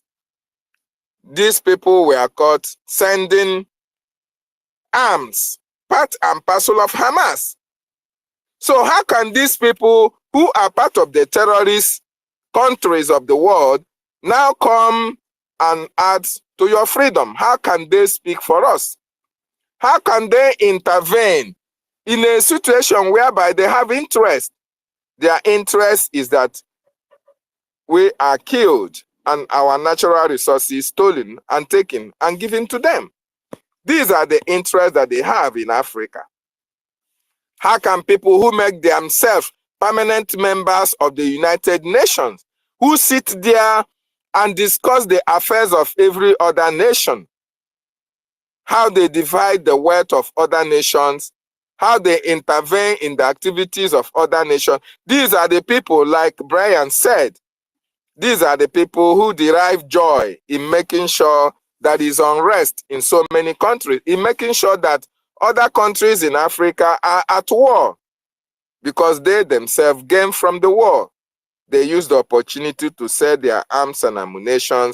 They use the opportunity to bargain with the government on what should accrue to them, their personal and individual pockets. Is this the people we are going to wait to speak for us? If these people were aware that Biafran children were starved to death, if these people were aware that Nigeria committed genocide against the Biafran people, and up to this moment, they have not been able to condemn it. They have not been able to speak against it. Then how can these people now come to intervene in a war that they know that if the Nigerian government succeeded in killing Biafrans, all Biafrans, that they are going to benefit from the killings, that they are going to now enjoy our natural resources free of charge. So they are not going to intervene. And that is the reason why we Biafrans must come out, support our government, loan our government this money so that our government can use this money to execute this war and speak in the language that will make these international useless communities to speak up, because your life and my life do not matter to them. The only life that matters to them is those people that help them steal the natural resources of their fellow countries. That is the only people that they will consider. Because if Nigeria is not there, they cannot be getting what they are getting from Nigeria. So until we start to speak in the language that will distort or destroy the influence which they get from Nigeria, they can never speak or come up for intervention in the war that is ongoing in Biafra land. That is a very, very wonderful submission. Thank you so much for that wonderful submission, Chukwumeze. Mazi Benchus, you are welcome. Mazi Benchus, you heard what Chukwumeze said. These people are irrelevant. We can't continue to bank on them. We can't continue to rely on them. We can't continue to wait on them. But foolishly, a lot of Biafrans, a lot of people who are ignorant of the activities of these United Nations bodies are so clamoring, oh, is the United Nations supporting your self-referendum? Is the United Nations, are they going to be part and parcel of the Biafran Declaration? These are people who are ignorant. Now that we know that these people are there for their selfish interests and personal interests, don't you think that it's time the Biafran people speak in that language that will make them intervene in this crisis that they themselves are benefiting that is happening in Biafran territory? Go ahead, Benchus, you have the mic now.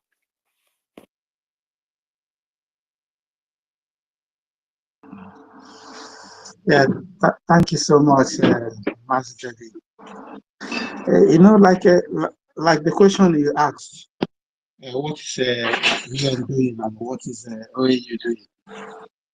All these bodies are just like a dog without teeth.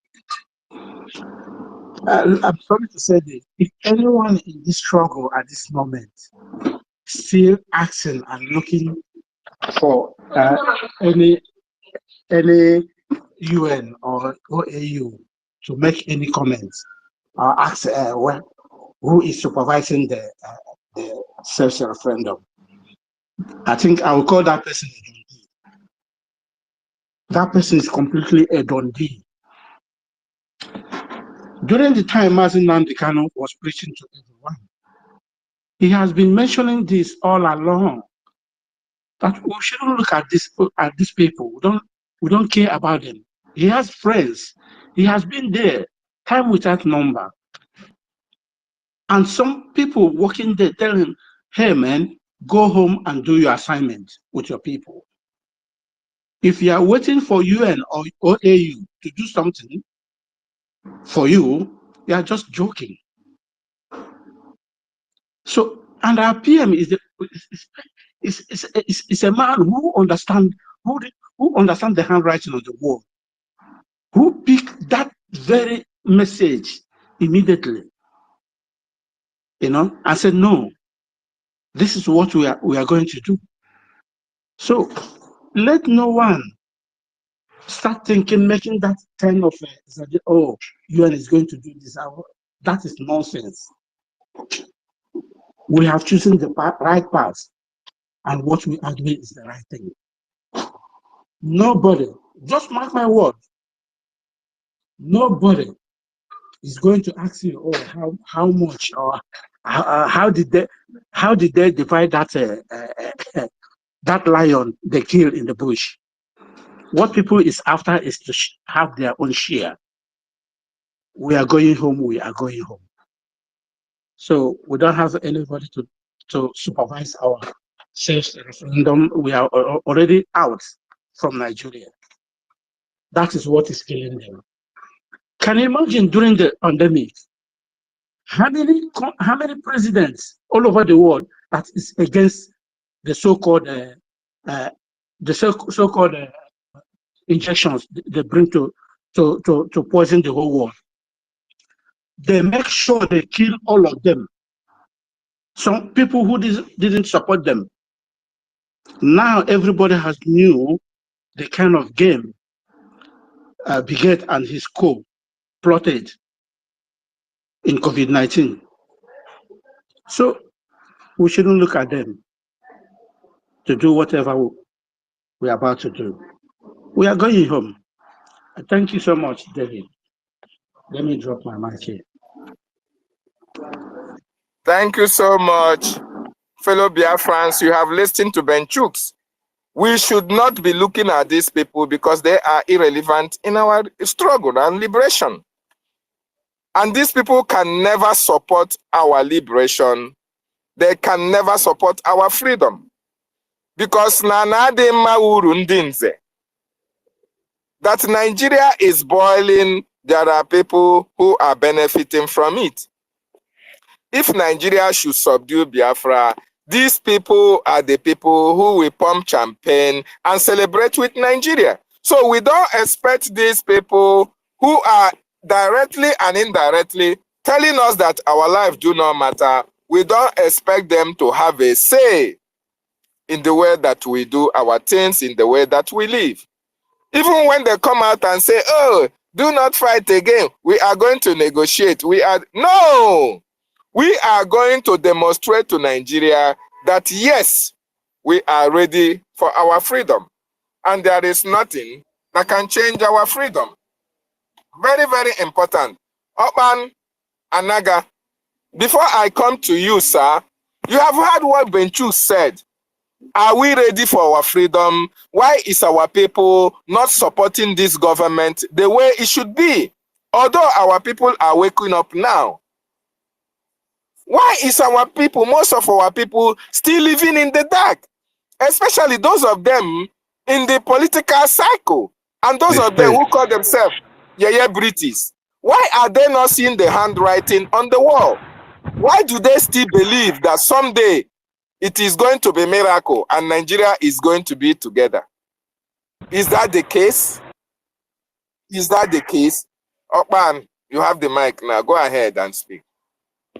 Hello?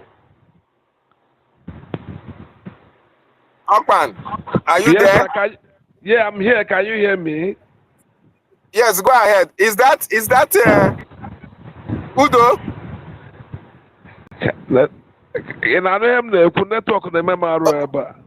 Okay, go ahead. Go ahead. I know. We can hear you, sir. Go ahead. Thank you so much, my wonderful brothers. My special greeting went to our Supreme Leader and our PM and the cabinet members and the wonderful members that have been on this space and that brought up this discussion. UN, EU, AU, waiting language of intervention. All we had, it is worth doing. What is worth doing is worth doing well. Apart from if not that we have a template, it's a time that whenever we a template, our leaders are wiser than us, and they know everything that we're supposed to do. Yes and yes and yes. But one thing may pinpoint at somebody in the homeland, our people are very, very ignorant of what is happening. Because of the fear. Fear.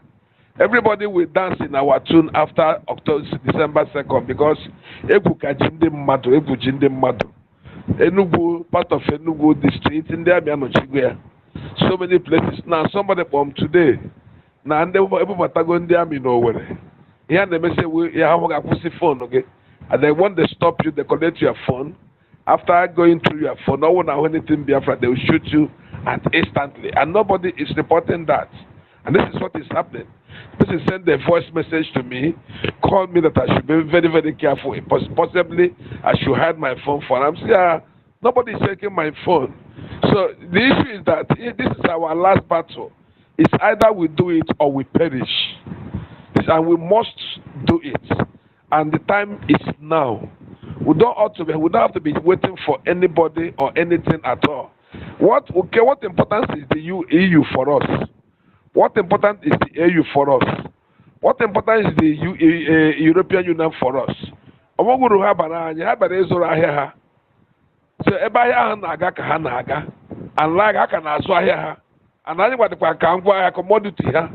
if we didn't fight out for our freedom, we will not get it. So the time to fight for that freedom is now. And each and every one of us should put his hand on the desk. One time when we went to and they can on. So all of us, if we hand down a name, this thing, then we should not be looking for EU. After December 2, they will agree. When they will know who owns the land, they will agree and begin to dance in our tune. So always ignorant on my side for them. Maz, it's like your mic is breaking. Brian, can you hear him fluently? Okay, let me go out and come back again. Let another person speak. Let me come back again. Yeah, I can hear him. I can hear him. I can hear you. Okay. Thank you so much. Can you hear me? Thank you so much. Am I coming out, Brian? Yeah, I can hear you, Dave. Yes, I'm hearing you. I'm hearing you. David. I can hear you. Okay. Thank you so much. Akman, are you there, Yeah. Akman?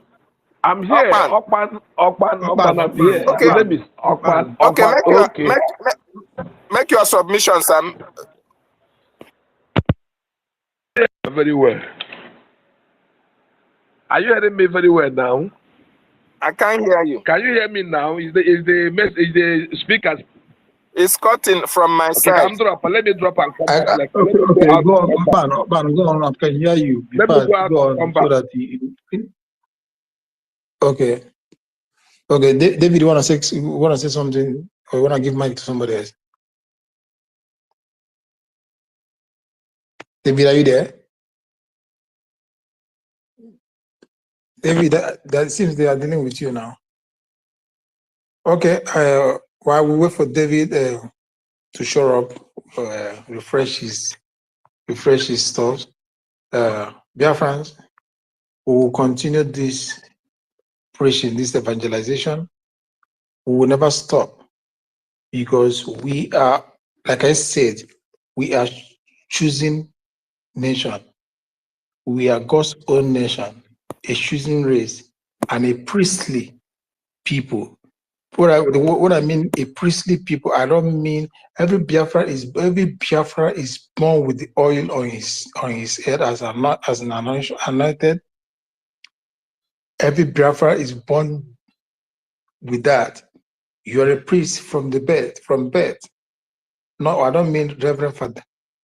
You are a priest, a special breed, not just like other people of the world. You understand? Because of whom God made us to be, and how he sees us after entering the covenant with us all. Understand? So that's what I mean by that. And we should not give any room for anybody to tell us how to live our life, or what is good for us to do or not to do. The world never meant well for us. You all can see it, especially the way the world is going now. They never meant well for us. The world has turned to be full of evil, and everything in the world is working in hand with evil. Every government has been highly polluted because they are working with evil people, evil itself. So killing and maiming and sucking of blood, buying people, they will close their eyes to that, because those are something they want to happen, especially when it comes to the religions of Ndinabisiana. So if Ndinabisiana people now, if they rises to clear a whole nation, these people we are here talking about, United Nations and EU, we say nothing, because they are part of these people, because these are the people that feed them. Let me just tell you, OIC, Organization of Islamic whatever, these people are all you tycoons. Excess money is where these people are. It is not their fault. God promised Ishmael, when Ishmael was living, he blessed him with oil in his land, in the land. So now they are using that to kill. And all these people, all these organizations we are calling on here, are benefiting from their natural resources. If I feed you, if I sponsor you, if I pay your bill, do you think somebody that does all these things, and to the people they are doing it, we come back to talk ill about them? No. Whatever your sponsor tells you to do is what you're going to do. Whatever this group of people, be it companies, sponsors, tells them to do is what they're going to do. In France, this Olympic that is going on today is part of an example of what the world has turned to be. They target you, they target that religion, they target those people. because of their Isiala. And the world, be entertainment industry, be political sector, be it any part of the sectors, because of the barbaric nature of the Isiana and where all of them belong to, they are all one. So when this Isiana is cutting life short, all these people that you think they are with you, call the United Nations, this organization of everything, we say nothing. Because after the day, they all go to the dark room and talk about themselves. They all belong somewhere. And when they see them raise NGO, the NGOs they raise, or people raise, or some individual raise NGOs and seek support or sponsors from these men, is to reach the grassroots, to shut their mouth up. See, they are upper echelon, and they are now down to the lower one. So they control the upper echelon, then the lower one is still control it. The grassroots through the NGOs. NGOs will now come telling you they will not drain pipe water for you. This for you. You will be dancing on the tune of NGOs. An NGO will never fight for a just cause. Because when you do, your sponsor will withdraw the sponsorship and you become hungry. As a human being, their belly, stomach infrastructure is of much important to them. Forget about the NGO. There's nothing like NGO. Any man amounted an NGO is an avenue of extortion. So, Biafrans, it is only us that will put an end to this. It is only us that will correct this. It's still us. If the world is coming to an end, the nation called Biafra is needed to fight the Armageddon war. The fight against the kingdom of darkness.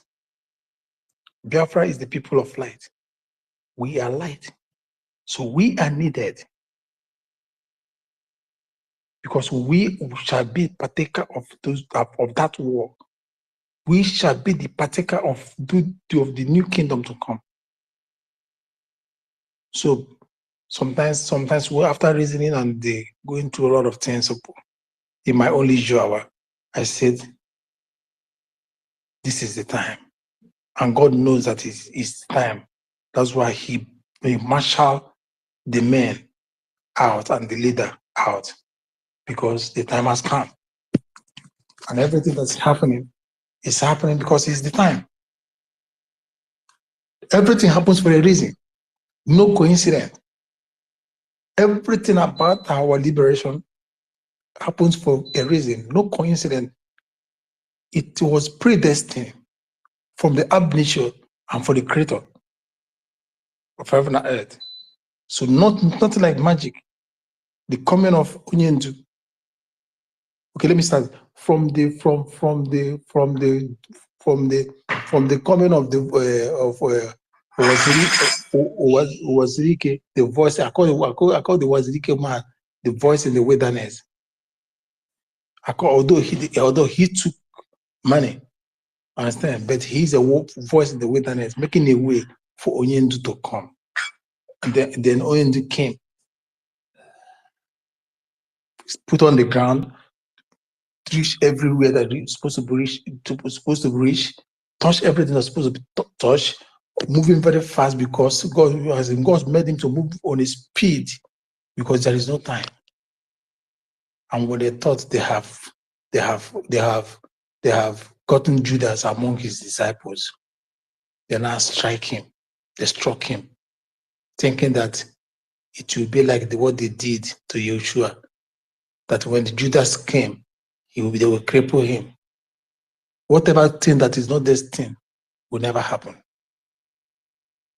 Because he was destined to undergo this suffering. It's only Onyendu that can bear this suffering. It's only Onyendu that can endure these things. It's only his shoulder. His shoulder was meant for this. None of us, no matter how body masculine you are, none of us we bear this condition, undergo this suffering and survive it. It's only him that will stand tall and hold the line for Manzi or Simon ever to come. Every man with his own mission. Manzi Simon's mission is to finish, decimate, and destroy these people without mercy. He was built to finish what Onyendu. Onyendu did not lay the foundation. Onyendu have put it into the level, roof it. Manzi Simon is come to beautify it with full force, tie everywhere up.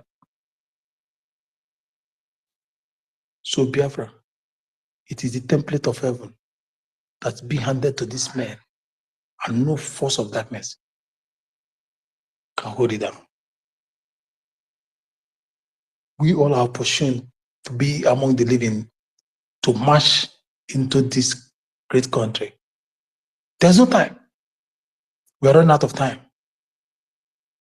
When we heard that it's going to be December 2nd, you started saying, we have how many months? 8 months, 9 months, 10 months. But there is no time again. As you sleep and wake up, days are running fast. Everything is running fast. They go here way. The real way, they will hear the way.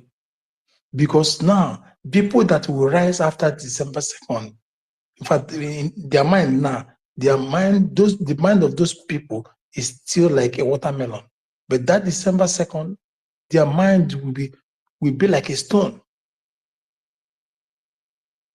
Even individuals that have not even partake in the military sector of it, their mind will be like a stone. One day, their eyes will be like fire.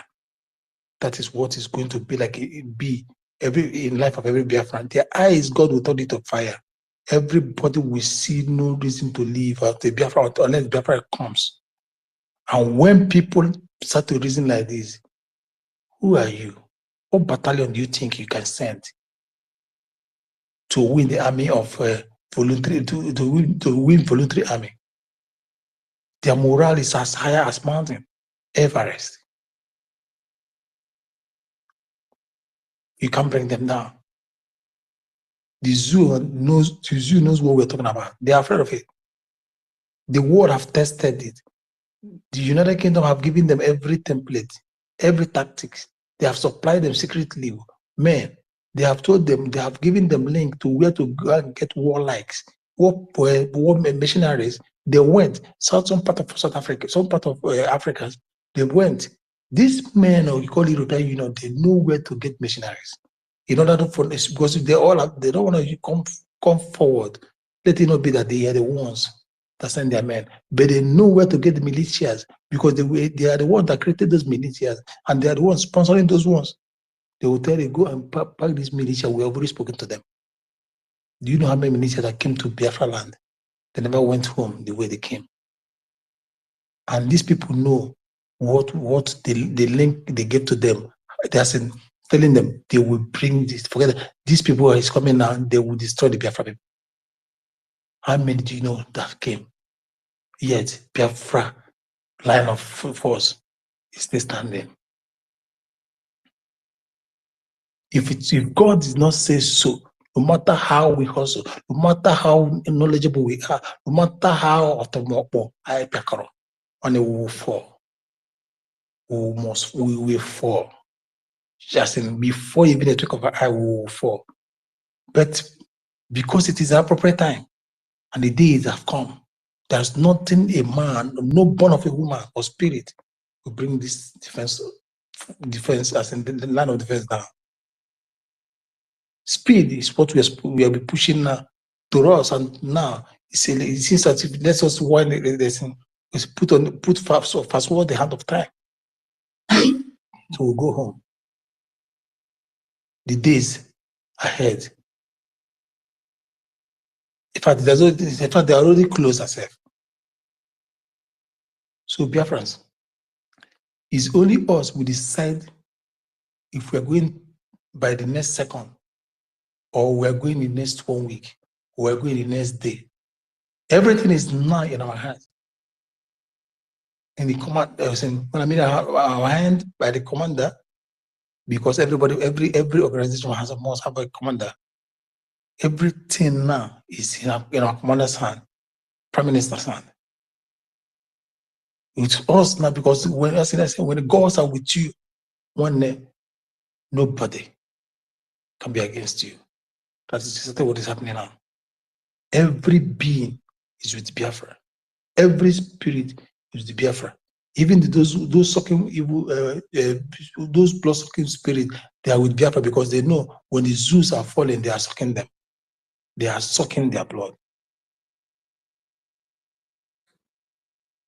So to European Union and to United Nations and to the smallest of it, or the non-entity of it, or African Union. Oge mono vam nanya. Oge mono vam nanya. The more you look, the less you see. The next thing you will see, the flag has risen. That flag has risen up. The next you will see is, as in the kind of wall of Jericho we will put in every of our borders. Every of our borders. Yeah, it's something that you guys have not seen before. And for the zoo, as you brought the war into your country, you all will perish in your country, and that war will consume you all. No mercy. And to those of them, if you think about a friend from any part of from other work country, from the work country, I don't care. I don't give a fuck about you. At this point, be a business partner. I don't give a fuck about you. At this point, my country first. And anything that will make you stand on our way, I'll put you down, my brother. I don't apologize to you. You all know me. I don't apologize when I pick up a fight. Thank you, my host.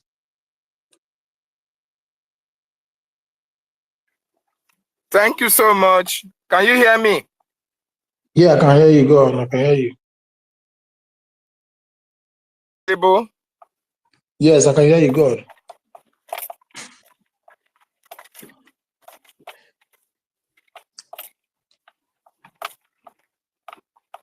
Please, can anybody hear me? I can't hear anything. Yes. Go on. I can hear you. 100%. Okay. Okay, thank you so much.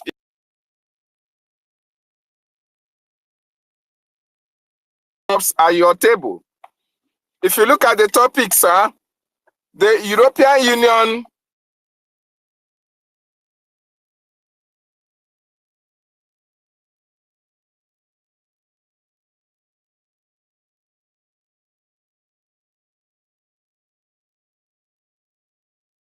to intervene. And that language they are looking for is the language of our Prime Minister. Bullet for bullet, iron for iron, gun for gun, RPG for RPG. And this is your department, sir. This is your department. And I know the Biafran department militarily are eager, ready at any time to unveil what they have or what they have cooked for the terrorist Nigerian state.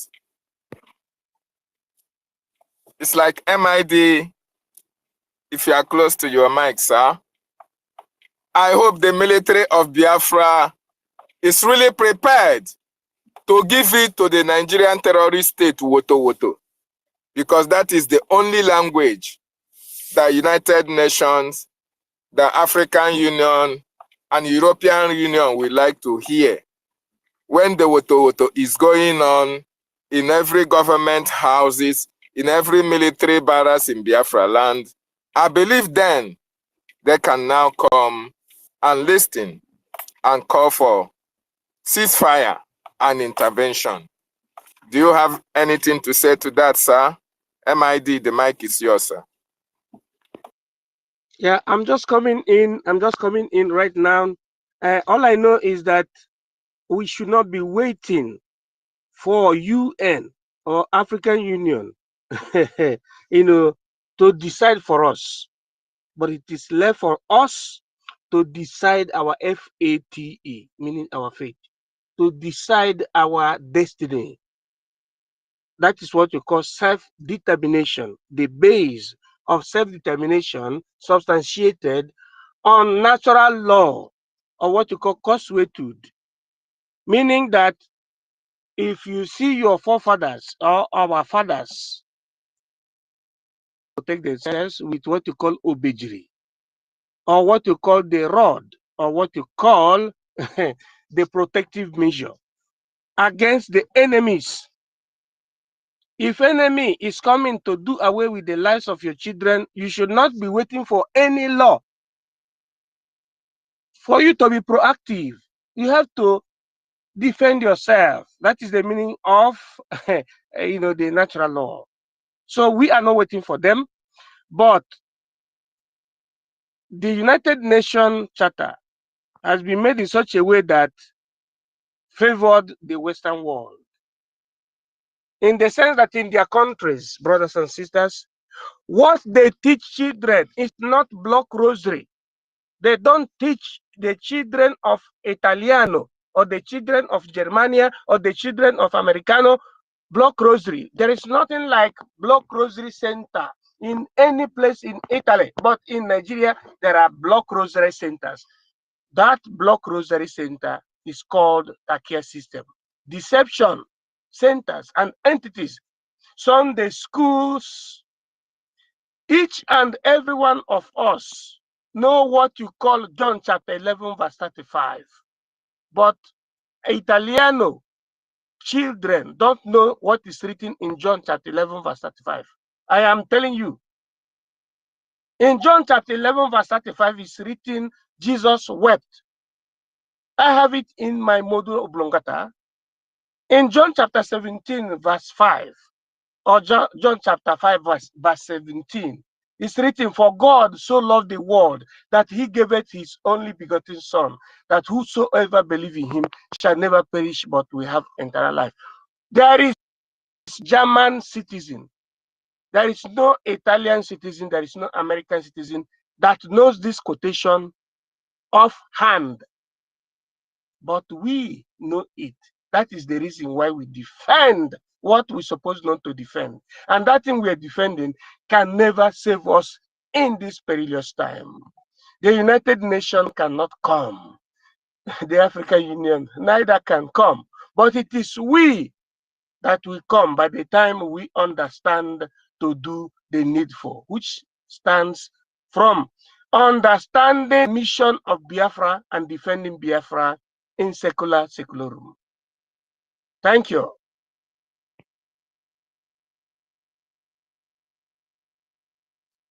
Yeah, David, are you there? Yes, in secularum. That is where we are. So, Italian, they will tell you, say, Oremus. This is not the time to say Oremus again. This is like Midi stated. This is not the time of Oremus Deus Gracias. No, this is not the time of it again. This is the time of action.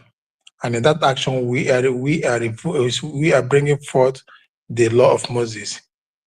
Etam takurage. Tit for tit. That is what it is. And that is the only way, the only language, that is the only language the enemies understand. When you show mercy to them, you become his. Let me just tell you, my people, if you allow your enemy to kill you, when they kill you and ask for mercy, God will forgive them. It's better I kill you, say I kill them, and ask the same God for mercy, and he will forgive me. That is where we are now. No mercy. Like our Prime Minister says, no mercy. And that is it. We will show no mercy to them. In follow biblically, for us that are Christians, we follow, this is the time of Matthew 7:7. We knock, and it shall be open for us. Biafrans, we are knocking, and we have been hitting it for long. Now, The kind of knock we are knocking at is knock of war. War, and everybody must be prepared. We must be prepared for what is coming, because already the war has started already. And for what will come, the bigger ones. So in the line of preparation, you must be, as in food, start planting now. Like some things, put things ready for your house. Make sure that you have every crops growing in your house, in your household, because to 2nd December, and because Sabbath. White, and as freedom. In this time around, this liberation stage is not a is not a child's play any longer. And you must be physically prepared, spiritually prepared, mentally prepared, psychologically prepared. Everything is all about self-preparation. Prepare yourself. The government is preparing for everybody. But you got to prepare yourself. Put together in your household yam crop. There's a how to plant a yam now without digging ground. I posted some of them. All the other little crops, put it from the ones that will grow after that December, from now December, it's your maturity stage, and it will continue even as long as the war breaks out. You don't need to go hungry. Because the Prime Minister will declare this on December 2nd, and he will defend it. Like he said, it doesn't matter if it's going to take for 1 year or 6 months, whatever. We will defend it. And defending it, this idiot, these zombies, these low-life people will think that they will stop us from the north. No, it's not going to happen again. So that is why you guys to get ready. Start tilting the ground. Start tilting the land. Understand? We are knocking by preaching this, so you must open your ears to accept it. We are asking you, and you must give in your life, your thoughts, your life into this by getting ready. So let me not just waste of time. Mouthpiece is here. Sister, please unmute yourself and give us your submission. Thank you.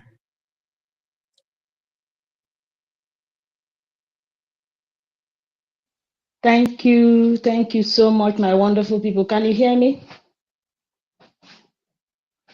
Yeah, go on, we can hear you. Thank you. Asina, anaghị agwa ochintị na agha esu. Or anaghị agwa ochintị na agha esula. If you are a Biafran and you are not ready, and you are not prepared from now, I think I gave this advice, I think a month ago or so. Because between now and that 2nd of December, kekwa ji n'ukwu maka na ọ ga-abịa. As I heard that they are already sending their troops in to Biafra land, I want to tell you, be ready, because that time they will not, if you are seated on the sidelines thinking that it will not touch you, that time they don't know if you are one Nigeria or not. As our Prime Minister said already, that more than 51 million Biafrans have voted for the self-referendum. If you have not voted, go and vote. This time between now and 2nd of December, if our Prime Minister doesn't redeclare before, it might even come before 2nd. They have tried using the protest to stop us.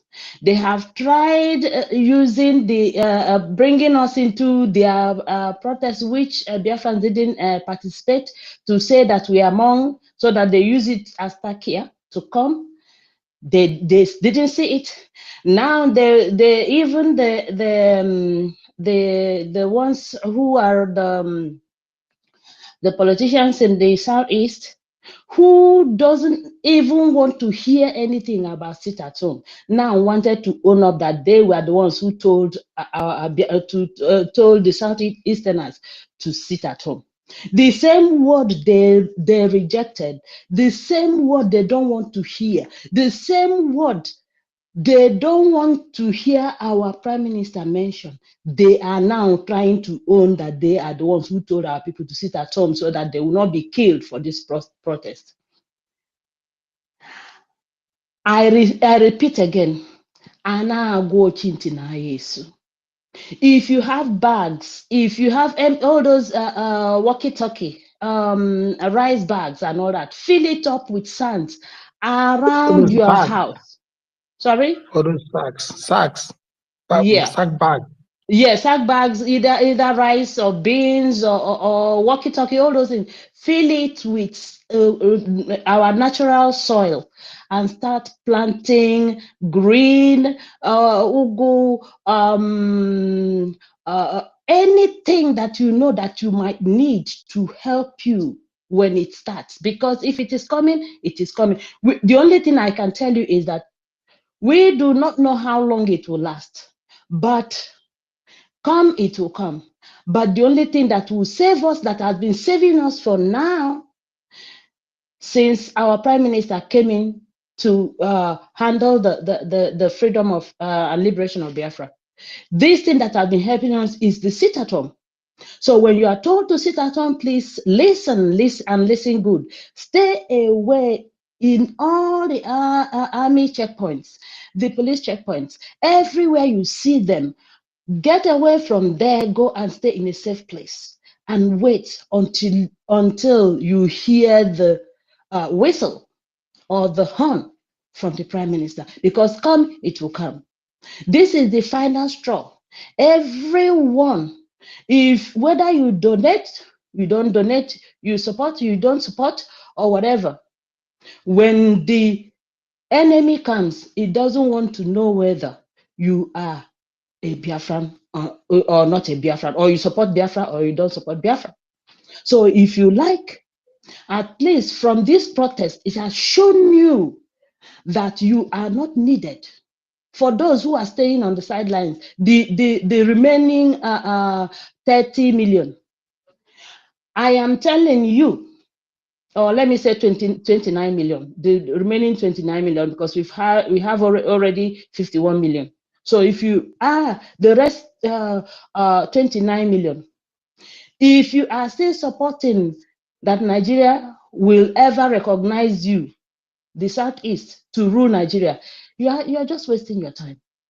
For those of you who are stooges, who are benefiting from the impoverishment, the slavery, the enslavement of our people in perpetuity, just know that it will not last long. Take the experience of Ifeanyi and know that every day is for the thief, but one day is for the owner. The time it will come, you don't know. So I tell you, so please, I have I'm at work and there are calls. So let me just okay. Please, somebody can pick up. I'll pick up later. Okay, go on. Like Mouthpiece of the God said, every day is for the thief, one day for the owner. The time has come. Like I always say, like I said before this time, it is no longer the time of let us pray. Action. Because even the Israelis, they pray and they go to war, they go for action. It is no longer the time of Oremus. It is this, we are in a time of action. We are in war. It is a barrel of war that is needed. And you prepare yourself for war. A country that is at war knows war. The citizens prepare themselves. For as long as that war lasts, they are ready. So what we are saying, as much as we are preaching this, is for you to get ready to prepare yourself. You start now, getting things. In the olden days, before you go to the market, before our mothers go to the market, I'm not telling fairy tales. Most of the people don't experience that. Before our mothers goes to market, you get food from the farm, not even from the far farms, the ones within the compound. Before you talk about far farms, community farms, before you talk about going those areas, within the OB, any nation on there, edible things are perishable items, that can hold the stomach even for 1 week. So my people, as we are preaching this gospel, we are stating the facts and the reality. No mercy. That which you don't want to hear, you must hear. All right. So what I have to say right now is, I kept saying this. We really need to continue praying for Biafra military. Yes, because prayer also their weapon. Prayer is also their weapon for them to use and defeat the enemies whenever they rise from left and right. They can all defeat them in every angle they are coming from. So, and another things, I will also use this medium to I'll tell the people that who doesn't vote for Biafra, and I also tell them to vote. Our vote is the key and the stand as the pillar to Biafra. So that is a few contribution I have right now. Now I'm hand over the mic to you. Anyone can take over right now.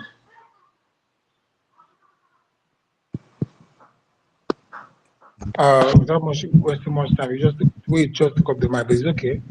Elder Goodman, are you there? Can on your mic and make submission.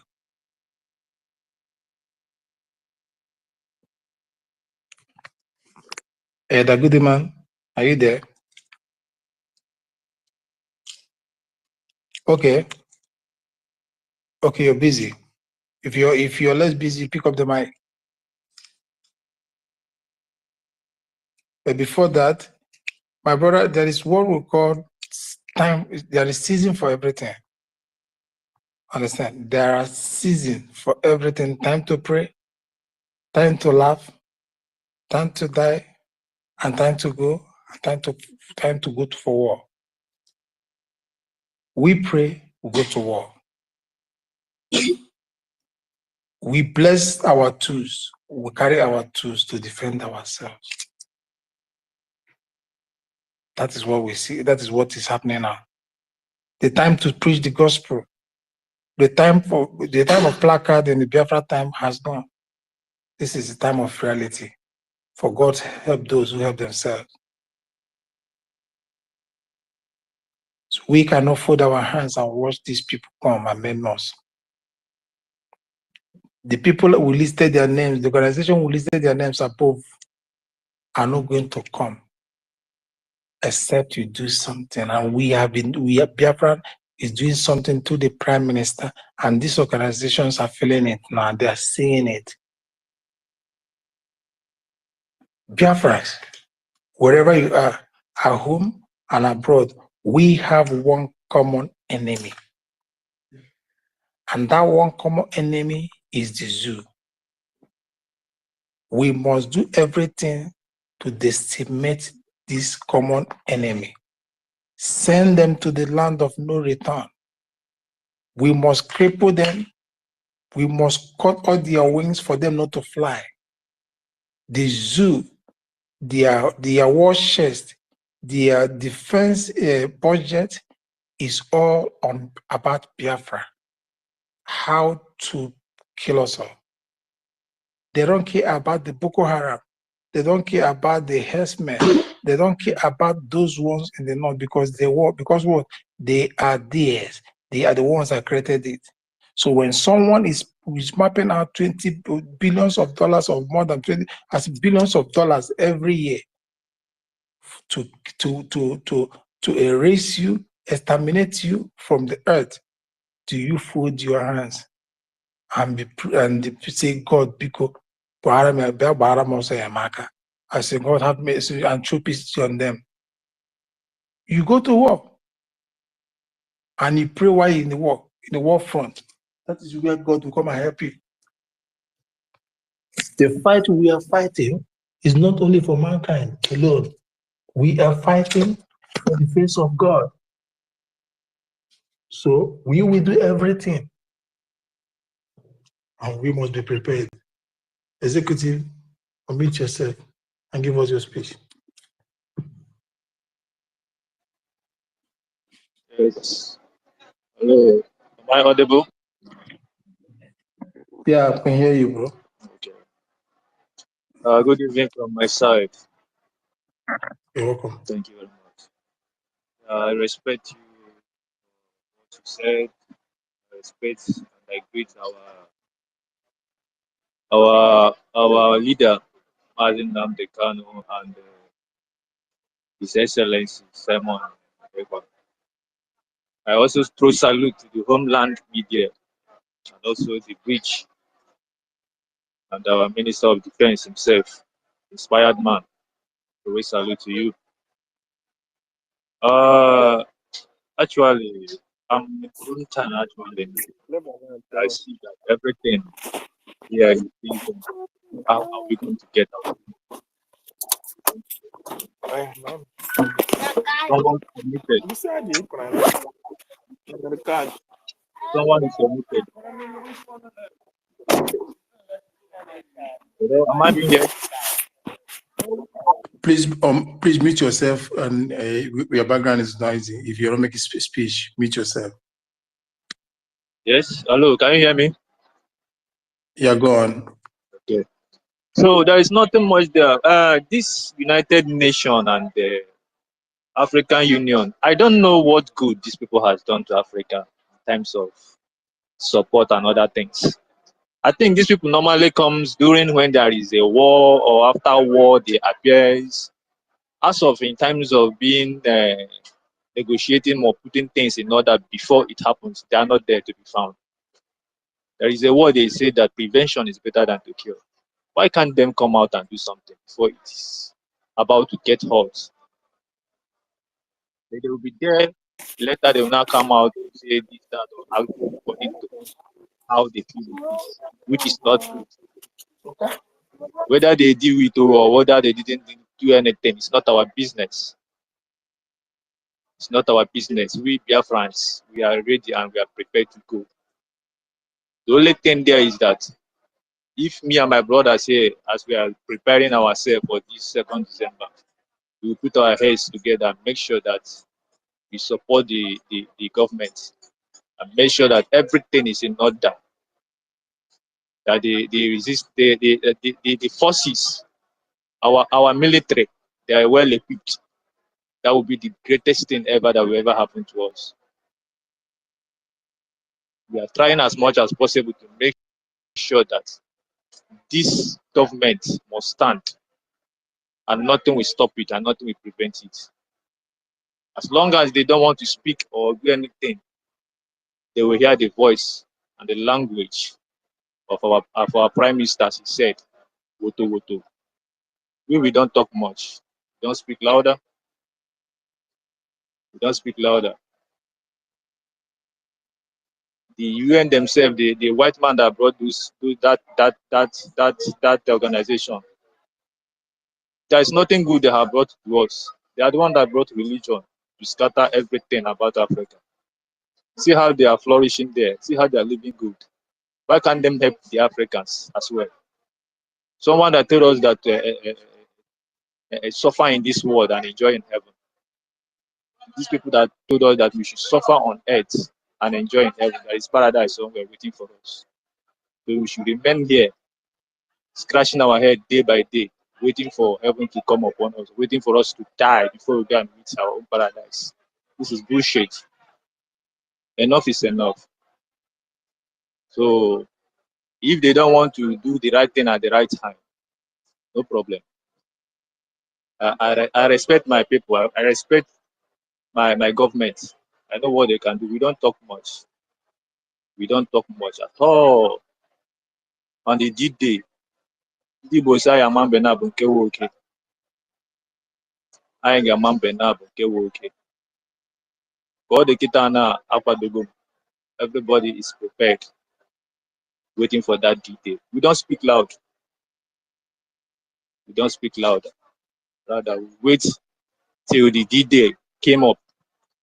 I would like to speak this in Igbo. Somebody, Abraham, one platform, and a guy was mentioning that if we finally declare this restoration, that how can we stand and defeat it and defend it? That Nigeria owns the Biafra land. Nigeria owns Biafra land. So Nigeria cannot sit down there and watch us claiming what does not belong to us while international community are there. They will do the right thing. I was laughing where I was sitting. I said, no problem. If the international community know the right thing and they know the law, which my prime minister is also following, they will do the right thing. They will wait till then. Even the UN themselves, African Union and many more, them all, they know the right thing. They know the law. So we are not even talking much. We don't make noise. We are not even afraid of anything. We are just waiting. Men they ground. Sorry to use this language. We day till then. The only thing is if we can continue to support, as I always say, I'm trying my best so that granite will be there. They need granite, and we'll make sure that we conquer them and our freedom is restored. That is it. Our freedom must come. He said, the kingdom of God, the kingdom of God suffered violence, and only the violent people that took it by force. This time around, we're taking it by force, whether they want it or not. We're taking it by force. I won't go before, but so this is not our first time. We Igbos, they don't know that we have already. We are those that fight the war, and we are back again to finish it where we stopped. No problem. So for me, from here, I just want to add up and support to what is going on. I say we are strong, and may we continue to be strong and speak out the truth and defend ourselves. We are not making any step of losing or looking back. We'll finish this game. We Igbos, we are never afraid of anything. In any area, in any angle, we are prepared. Thank you so much. I raise my case for now. Thanks. Thank you, brother, for your submission. We are prepared. We are very much prepared. Oh, sisi guys na be we or no, but they go mad. Okay, we are very much prepared, and they know we are prepared. They have testified the goodness of Biafra with their, in Biafra land. So let them put only one decision. Let them put the head. We have here. What is easy if I have for they will collect. Say Rapoya Kobia, Bobera, Kofananya, Rapoya Kobia. That is the war song. Leave him, let him come. When he come, whatever he sees with his eye, then let him take it. It's a war song we used to sing these days. I go be one April knows if he were for the water. Sir Williams, I don't know why I find it difficult to add you up. Go out and come back again so I can add you up. It's not. I've been clicking on it. It's not going. Mouthpiece, I saw your hand. So please unmute yourself and continue for where you start. Thank you once again, my brothers and sisters. It's this it's like this Biafra is like a magnet. Wherever you are, even when you're at work and something, it start pushing you, to come up and say something, you know. So I'm telling each and every one of us, okay, I see our sister Stella has taken up the mic, and Frank, I haven't heard from you for a long time, and I think I've heard Rage, I haven't heard you today. So every one of us, stop. I know I'm working, so, or maybe are you tired? Pick up the mic and let's give these people buzzwords the way we do, you know. So the thing is, how can the UN, AUEU, you know, how can we be waiting for them to speak for us? They are waiting for us to speak that language because they have been stealing from us. The same people who are stealing from you are what some of our people are calling to come and decide what is for you. Oh, it's time. If I now. And like I was saying before, because I'm working, you know, a call came in, you know. So I'm telling everyone, please bring your bags, empty bags that you don't use anymore, rice bag, beans bags, walkie-talkie, all these bags that we throw away, fill it up with sand. Put your vegetables, put your corn, put your maize, cut your yam and put in there. It will germinate. This time we are going to be ready. Before that December, you will see what you will see a lot of food in your house that you don't have to go outside and buy. Start it now. Start stocking up. All those fear, those things that don't easily rotten. Fear, corn, beans. Just get a gallon, a jerrycan, fill it up and cover it up and start storing up food for tomorrow. I'm telling you people, so that when our Biafra angels are doing the needful, we will be supporting them in every way we can. I remember my mother telling me that they used to cook food, package it, and send all these, I don't know, I've forgotten what they call them. Is it boys? I've forgotten boys, what they call them that time, you know. Sorry? Boy Scout or what? Or brigade? I know, I think, no, not Boy Scout or Boys Brigade. No, I think they call it, it's like Army errand boys. They give them the food to take to them, you know, to the camps, you know, and so something like that. So the messengers, yeah. Sorry? I mean, all those military messengers, right? Yes, you know, just those boys that they used to send, you know, they give them, if they want to send message outside, they send those boys to go and do it for them.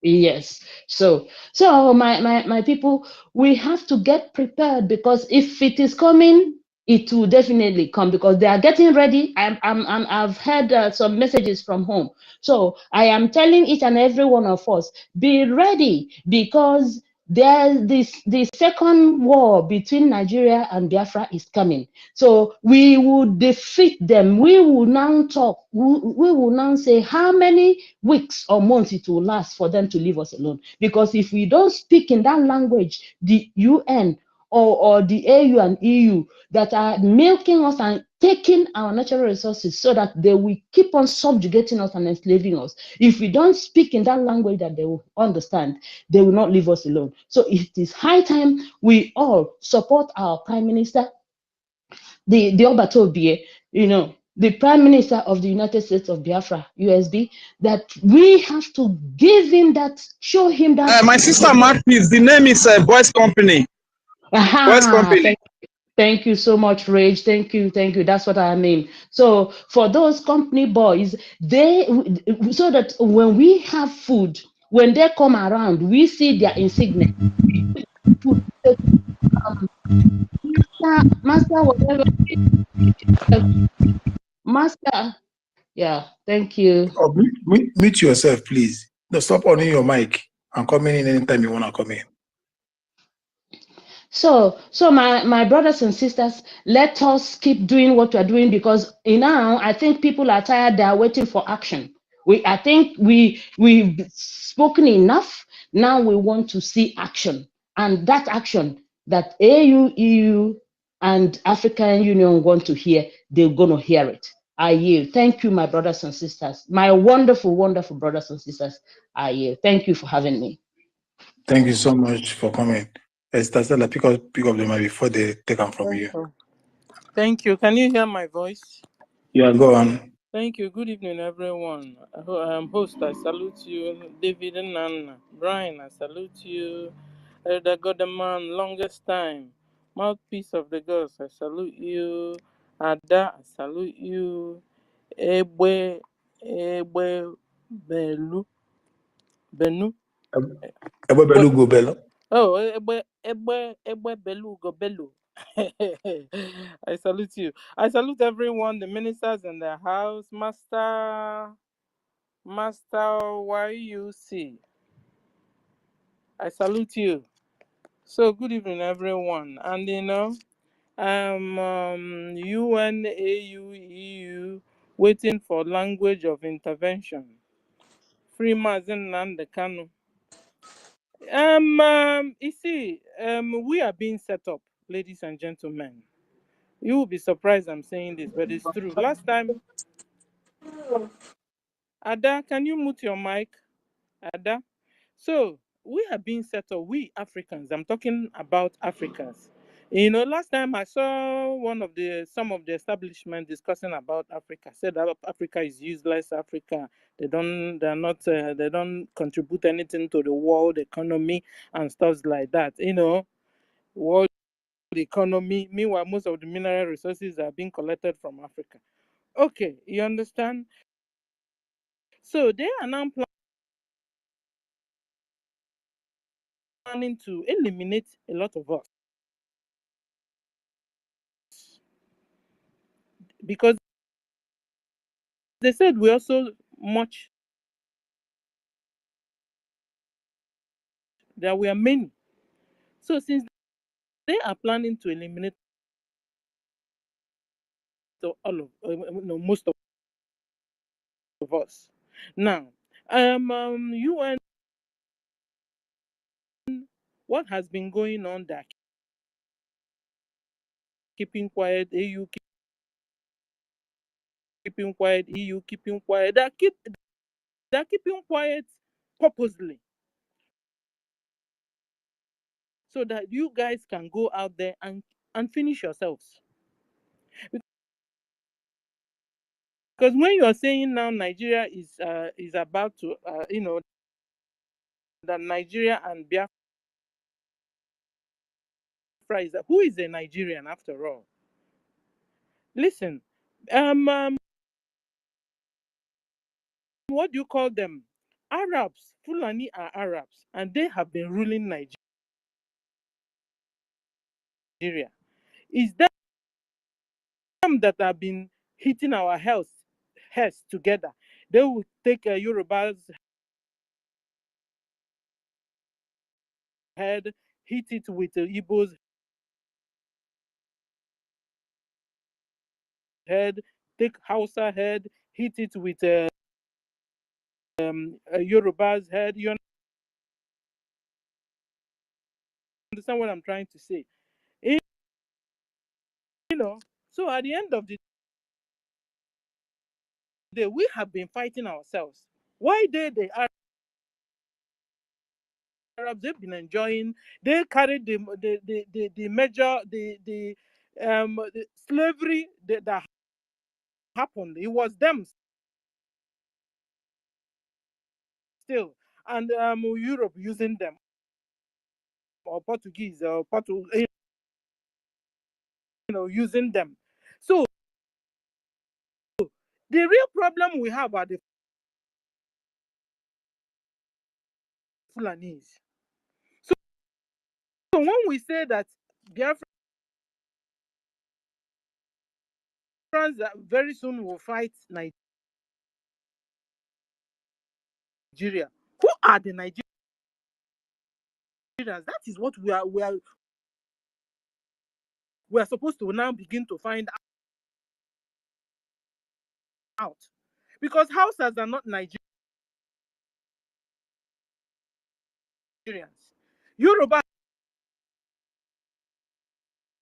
are not Nigerians. Biafrans are not Nigerians. Middle, who are these Nigerians? Who are they that we're about to meet?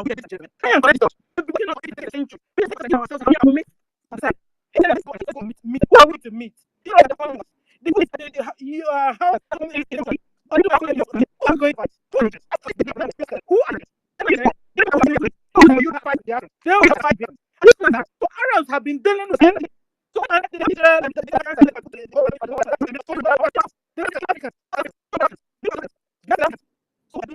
these Arabs we must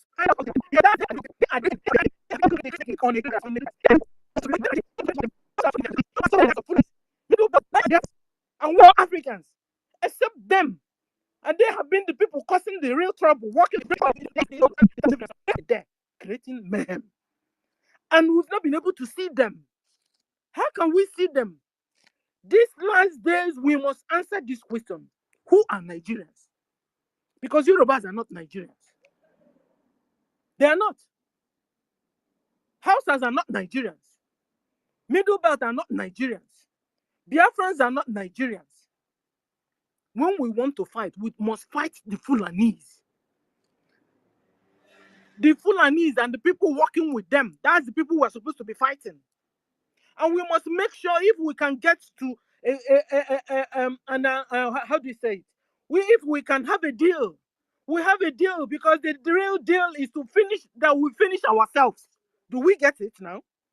Africans are supposed to kill themselves, finish themselves. That's why UN is not talking, AU is not talking, EU is not talking. None of them are talking. Because you guys have to go out there, massacre. I mean, the one they have massacred us already, or we have massacred ourselves already. It's not yet enough for them. So let's open our eyes and work smart. Because they want us to finish ourselves. They said you guys are having too much children. They have tried to finish you through vaccine, is not working. Fake medicine is not working. GMO is not working. Or GMO or OGM or OGM, either way. No, It's not working. you get GMO, you get it right. It's right. It's not killing you guys. You guys, you Africans have become on your own. You Africans have become, you don't finish.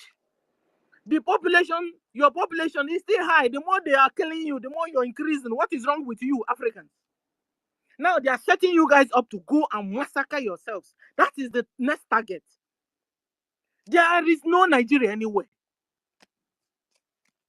Select the Fulanese and finish them. We have to take them out. Bring them out and finish them. And that's all. And Yorubas will go home. Hausas will go home. Middle Belt will go home.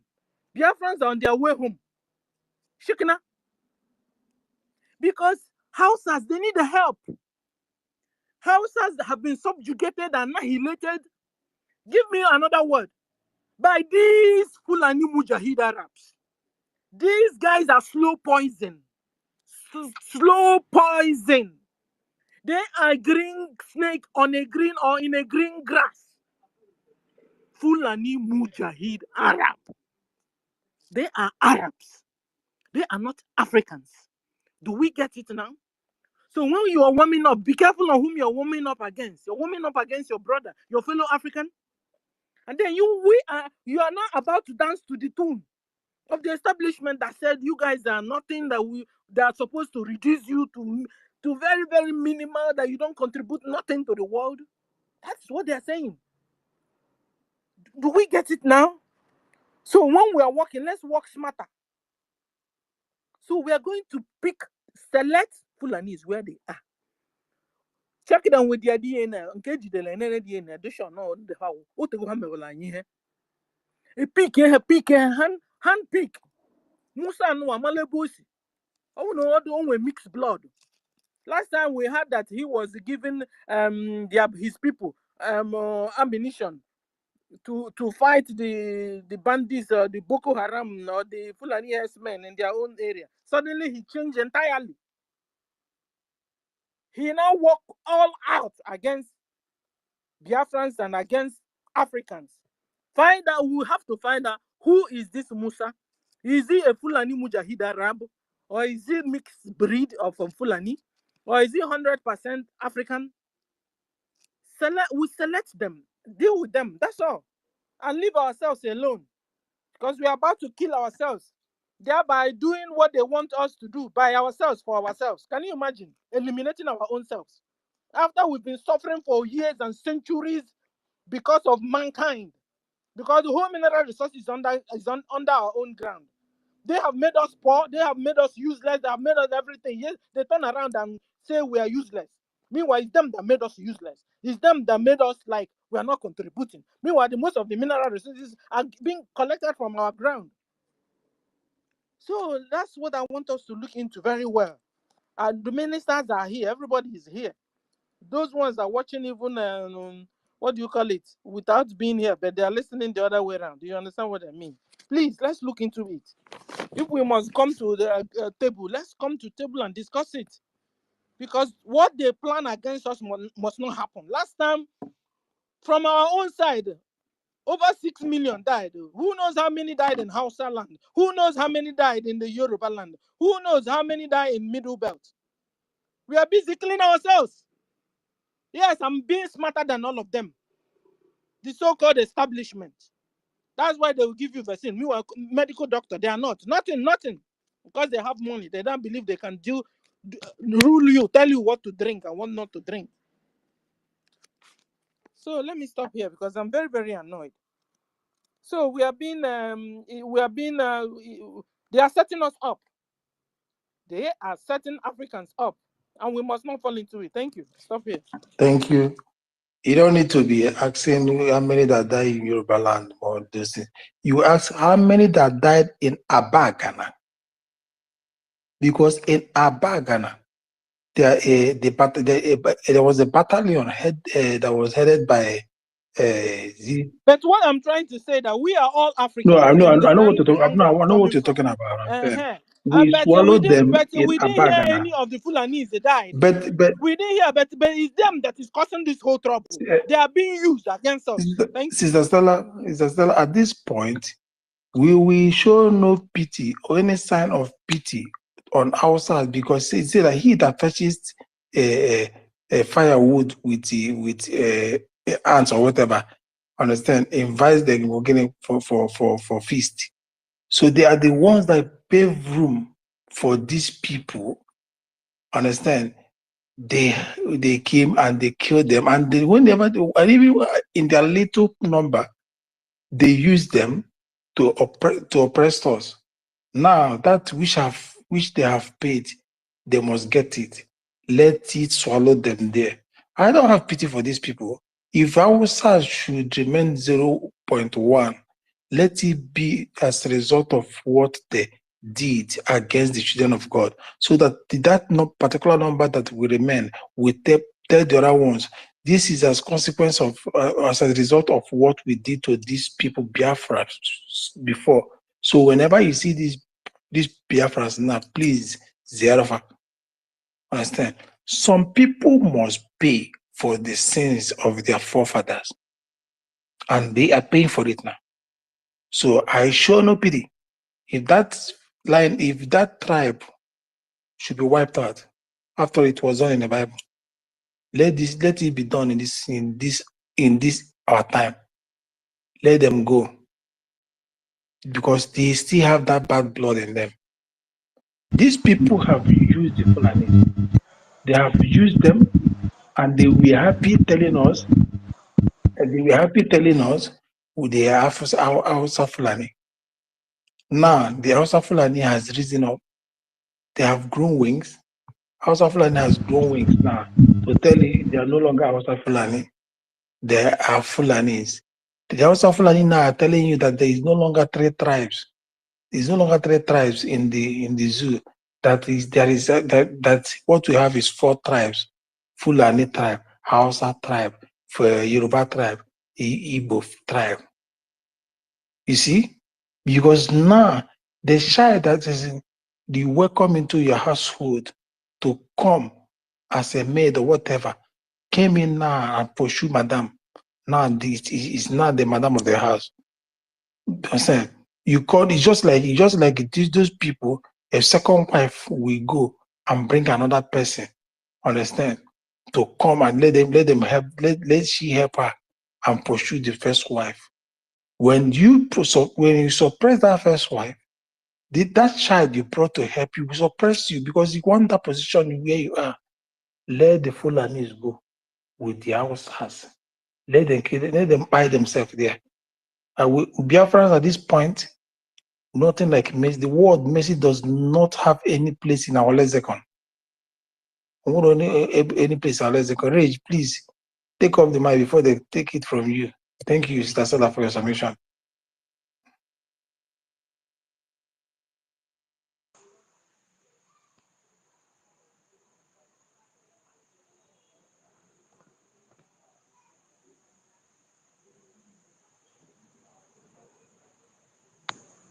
This master, you mute yourself, I will remove you.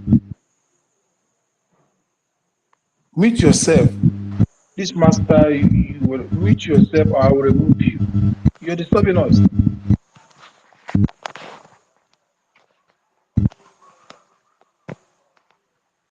Rage, are you there? Yes, I am here. Yeah, go on. Take off the mic.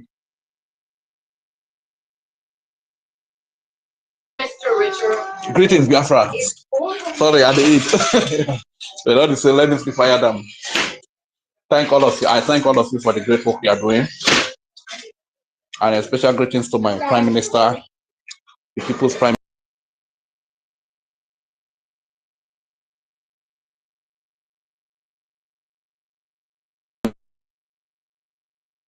the Emperor Mazi Nnamdi Kanu, who is leading from the front.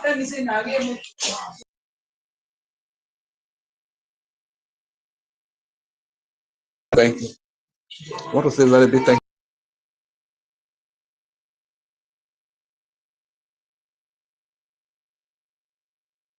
you. Is that all these United Nations? I hope I'm coming out. I hope I'm coming out. Am I coming? Your Can I network be is heard? breaking. You're breaking. Okay, can I be heard loud now? Yeah, you're here. Okay, fine. So this United Nations, EU, they are not serious, honestly speaking. Because the truth is that if we wait for them, a lot of things will just spoil. Because when you look at it critically, these people that are calling United Nations, how are their homes in order to do is it's in our hands, you understand? So we have to take it by ourselves. Let me come back. Let me come back. It's like somebody is disturbing me seriously with the call. So Okay, I'll get back, please. Come back. I've Elder Goodman, I give you my before, but you weren't there. Egbe Berugo, hello. If you're there, unmute yourself and make submission, please.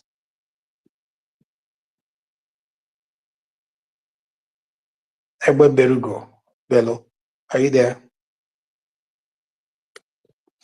Okay. Since our people are not there, no problem. We'll go on with the topic. We are stating it categorically clear here. Let's make it crystal clear as well. We are not waiting on anybody.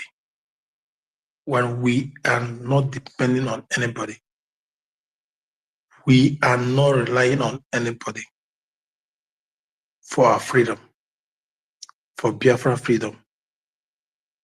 Nobody will give you your freedom except you, because it is only you that needs that freedom. The importance of that freedom is for you and for you alone.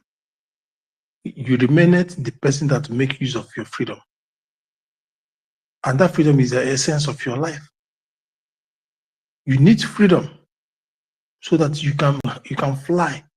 You need freedom so that you can be able to compete. You need freedom to exercise your will. You need freedom for your potentials to explode. So, and people that knows what is in you, what is embedded in you from the ab initio, from the beginning, will never give you that freedom, because they wouldn't like you to be more than them or even come close to them. Everybody wants to be served. Everybody wants to be master, and they don't want somebody to challenge them. And that is the case of Biafra. No nation, no country will love Biafra to emerge and become the next Japan, the next Norway. Japan today is one of the strongest economies, despite the national phenomenon they have been facing. They still stand strong.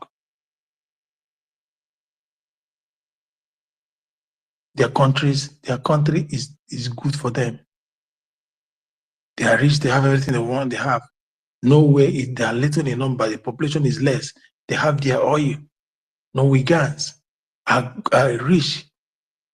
Norwegians. So, and before the Norway of a thing, before the Norway people, before the Japanese people, they already knew who you are. They knew your ability and capability. And that is why they have been avoiding. They have been doing everything humanly possible for you not to achieve your potential. Before the AD, the average meridian time, before the use of calendar, these people knew you. They came, they saw, they marveled.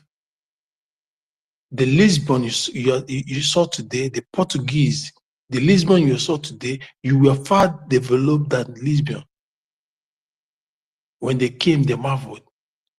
They were surprised to see a nation, a brown skin, an African, a Kabuna, developed, well organized, well governed, respected, as in respecting the rule of law. No thief. They said, according to that Portuguese man, no thief. Whereas in Lisbon, all these criminalities or whatever was being carried on. So for you to have achieved those things, then in the Stone Age time, bringing it back to this 21st century, will shock the world. But whether they like it or not, we have come to stay, and we must manifest, because we are people of light. No hand can quench us. Nobody will stop our existence. No creature, no man will stop our existence. We are made of steel, and we carry the light of God in us. It is burning inside us. It's about to erupt. Our time has overflowed the magma, and nothing will quench it. Any hand that will draw it, it will melt that person. Be it object, no matter how hardness the other object might be, it will melt it. My people, we should know who we are. And when you know your potential, you know who you are, you will be able to carry yourself with pride. You will be able to do to dengue. You'll be able to dengue the pose. I remember that reminded me of that song. This song was sung more than 30-something years ago. So when you know yourself, you know what you carry. There's another song that said, I know who I am. I think by Sinachi or something. You're supposed to know who you are, what is in you. Unadulterated, undiluted, very raw being, that's who you are. With raw potential, yet untapped. Let me tell you most of the things. There are, Biafra land is vast, blessed, more than any other part of the zoo. What is it that you want to name that you cannot be seen in Biafra land? Do you know all these things? They first start telling you that your land is not good for cash crops. It can only be grown in the north. Asiosha, naked lie. How can a desert be more fertile than a land of loamy soil? That is a foul. And our people will live with such lie, believing and hoping. Hey, without the north, I'll go food, I'll go. They design these things because they want you to believe in this. They design it to oppress you. They design it to make you look less of yourself. To design it to make you dependent of these people in such areas. They design it to limit yourself, to limit you from certain things. They design these things so that you will not fly above yourself and get to and get to where they are, even surpass them.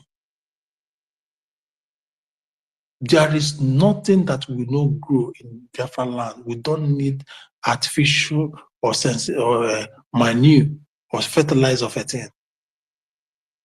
Before our forefathers, we don't need this. We used our animal feces as fertilizer, as manure. Apurewu and the rest. Or if there's no apurewu, there is this leaf we need to gather then. You gather those leaves, you allow it to decay. When it's done, you finish a cell and farm again. Naturally organic, that's what we make use of. And that's who we are. Organic people, creatures. These people knows what they were doing and what they are still doing. But in Biafra, they have made their water low. We have risen, our eyes have been opened. Those whatever scales they used to cover our faces, opposite. We are now open. We are beginning to realize. We are beginning to make the proposals. We are beginning to combine them to get the answers to our problem. Biafrans, wherever we find ourselves, we think we are, there is no honor there. The only place to gain this honor is our home, is Biafra land. We have been in a sojourn for long. This is the time to go home. This is the time to go home. And this time will never pass us by. For it has been written that he will gather his children from all over the places and bring them home. We are going home. And the person to lead us to that home is there already. So what else do we need? And the military that guides us to our home is there already. And to our eternal fathers, Philip Effion, that died, and before he died, he wrote a book. In that book, he expressed his frustration. He said, the caged bird cannot fly again. And that bird was Biafra. With Biafra flag, the bird cannot fly again. To you, sir, wherever you are, that bird is flying again. And we are flying to our destination. And that destination is Biafra land. We are no longer caged. We have moved out of that caged. The bird can fly again, sir. Biafrans can fly again. And the zoo has felt it. And they will keep feeling it. We have become unstoppable to the zoo. Zoo have used every scientific way African science way, diabolical way, diplomatical way, whichever way or means you can think of, they have used it to cage this bird from flying again. But there's nothing you can do because the time has come to set the Zion free. The time has come to let the Israel go. And that time is now. Whatever you like, you do. Whatever you like, plot. Whoever that you like, connive with. We have become unstoppable because the time has come. We are flying. That bird is flying, not just flying, but flying very high, in very big altitude. That is where we are flying now. In that altitude, we cannot be pinpointed, we cannot be seen, but we can see every other thing. Like an eagle, that is what that bird has become. We fly we are flying very far. We are heading home. We are on our way, on the road to Biafra.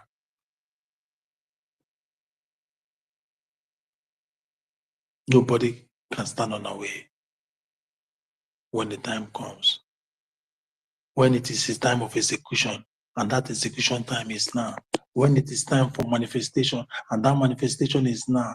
And the children of Biafra must manifest in their land. We are coming to rewrite history of Akabona. We will start by changing that name, because when you know who you are, you will know where you are going to. You will know the reason why you were created. Africans don't know who they are because their names has no more meaning. It has no meaning. What is the meaning of Africa? Tell me. When you start knowing the meaning of your name, that will become the beginning of your destiny, of your civilization, Africa. Your name has no meaning. And that is why this bird, Biafra, is flying home. When it reached home, his nest, he will pest. And when he pests, he starts changing every narratives, putting things to its original form. It will start by changing the Africa to restoring its original name, Akabona. We can never answer a name given to us by the Greeks and the Romans. The Greek brought us those names because then the Greek language was so popular, like it is today, like as English is today. When they conquer you, they rewrite history and give you the ones they feel that is very comfortable with them. We have a lot of work to do, Biafran, but we'll get there. When we get there, we will start to rewash again, to reset the brains that have been dented, that have been, I don't know what the word to use again. Our cerebrum has been corrupted. We'll put the real history so that you may live from there. Biafrans, there is no other time than now. And thank God that everything is making it possible. We are making it possible. Thank God for who they brought. Thank God for the pioneer, the champion that's the vanguard of this mission. It is a mission to fulfillment, mission to finish. That is what we are on now. Mission to finish.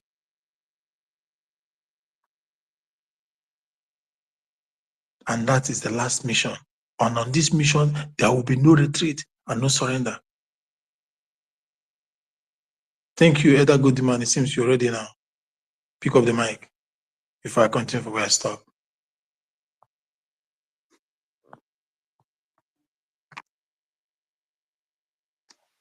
Grand rising, everyone. Can anyone hear me? Go on, I can hear you. All right, thank you. Most time people say it's been a long time I've been online. Yes, it's been a long time because we have to look for money. We all cannot be online and talk all day. Sometimes we have to go offline and look for money. Freedom fight is not cheap. I need money to defend my own land. I need money to defend my people. I need money to defend my territory. This is why I'm always offline. If we start talking about this thing, it will take us all day. But first, we have to go back to history. Question number one is there a country in Africa that is free? If you say yes, then show me one. Even South Africa is not free. Is that the kind of freedom you are fighting for? You want to be like Ghana? Because you are calling on international community to come to your aid. You are hoping that UN, EU, and all these toothless organizations that was created after the end of the Second World War for the interest of colonialism, for their own selfish interest, to protect the interest of the oppressor in Africa. You want them to come and give you freedom. Is that the kind of freedom you want? A freedom of flag, national anthem, and maybe a written constitution where you are not free. You need a paper freedom.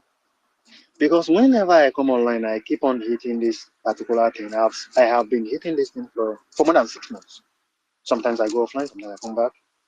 I do go offline because we need money. When I run out of money, I have to go offline and look for money.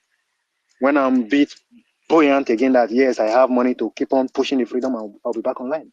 This is what freedom fight is really looks like. I can't be online talking all day. Why I don't have money to support? Do you think that United Nations that killed Patrice Lumumba, United Nations killed Patrice Lumumba of DRC Congo? The same United Nations are in DRC Congo protecting their interests. They told you they are in DRC Congo for peacekeeping until their healers tumbled on a certain day, and they discovered that everything in their car was a diamond stolen from DRC Congo. Is that the same United Nations you are calling on to come and supervise your freedom? Then then you must be joking. You don't need freedom. What you're asking for is pardon. What you're asking for is pardon. You don't need freedom. And I am making it clear. If Biafra come tomorrow, that Biafra decide to be another ass licker of America, EU, and the rest bunch of fools, there will be division. Most of us will go our separate ways. We need freedom, not a pardon. We need freedom, total freedom, like Mali and Burkina Faso. We need total freedom. Most of us are very, very angry when it comes to this freedom. We are not looking for pardon. You are relying on international community. The same people that form the UN, the same people that created NATO, the same people that are sponsoring AU, the same people that created EU, all for their interest to keep Africa poor. The same people that will go on their meeting and say that Africans are useless, that they decide they must be eliminated in the year 2030, Agenda 2030. Most of you have never come across this document that said that Africans must be eliminated. Yes, that they are useless. We have some of these documents. We have the videos if you want it. You make your research, you see there. These are the same people you want to give you freedom. Are you normal in your brain? These are the same people you want to give you freedom, and you think these people will give you freedom. America have been saying it often and often that we gave them freedom of national anthem, flag, and paper. And these fools are thinking they have freedom, that they are independent. Every year, morons in Africa are celebrating independence. Independent from who? Are you independent? Show me a country in Africa that is independent. Then I will make you understand that there's no country in Africa that is independent. None of them, not a single one, not even South Africa, is independent. The same people that has been killing off the indigenous people, taking over their land, is the same people you want to give you freedom. Are you normal? Is your brain working? Did you make use of your brain at all? The royal family that you are hearing today, the English people, the English people, the royal family, the family of the king and the queens, do you know that they migrated from France many years ago? You don't know history. This is the reason why anybody can feed you. Anybody can impress you because you don't know history. You never read. They hide history because they don't want you to know how they stole all this land. Every day you celebrate St. Patrick's Day. Do you know that St. Patrick's Day was a day the indigenous people of Scotland was eliminated? The African people, the indigenous people, you can call them the black race, I don't call them the black race. The indigenous people of Scotland were eliminated for the Scottish people of today. The Scottish people you are seeing today claiming that we the Scottish people. Do you know that the English people, the people that are claiming we are the English people, we are the Asian people, migrated from Dutch, from Germany, from Holland, and from Norway? Do you know they migrated from this place? So what happened to the people who own that land? The land you call England. What happened to the people who are living there? The indigenous people living there. What happened to them? They were all eliminated. The same people are the people who created you, and you want them to come and give you freedom. Then there is something wrong with you in your brain. There is something really wrong with you. Go back to history. If you go back to history from the beginning, the first map that was drawn was in the 100s during the Romans. That was the first map. That was when they started plotting on how they would take over the land, how they would start eliminating the indigenous people. The indigenous people that you call African today. The only country that was named according to the name of its conqueror is Africa. Yes. It was Scipius Africanus. That is where you get your name from. Tomorrow you say, I'm a proud African man. You don't know you are a fool. Yeah, that guy from Sierra Leone, and he was African. You don't know. You got your name from Scipius Africanus, the Roman Empire that conquered Africa. That was where you got your name from. And many of you don't know this. Can anyone still hear me? Yeah, I can hear you. Can you hear You me? need freedom, you have to fight for it. You don't beg for freedom. You don't need pardon. What you need is freedom. What we understand according to history, all the world war that have been taking place, according to what history taught us, is you bring down your enemy to get your freedom. World War I, World War II was initiated because of this thing you are seeing today. World War I, World War II was to destroy the Soviet Union. At the end of it, America tricked Russia into entering them so that they will both blow up their nuclear weapon. Which Russia did. Did America blow up its nuclear weapon? The answer is no. This is how America became the world power of today. And you want this same America to come and give you freedom. Take a look at Liberia. Take a look at Liberia.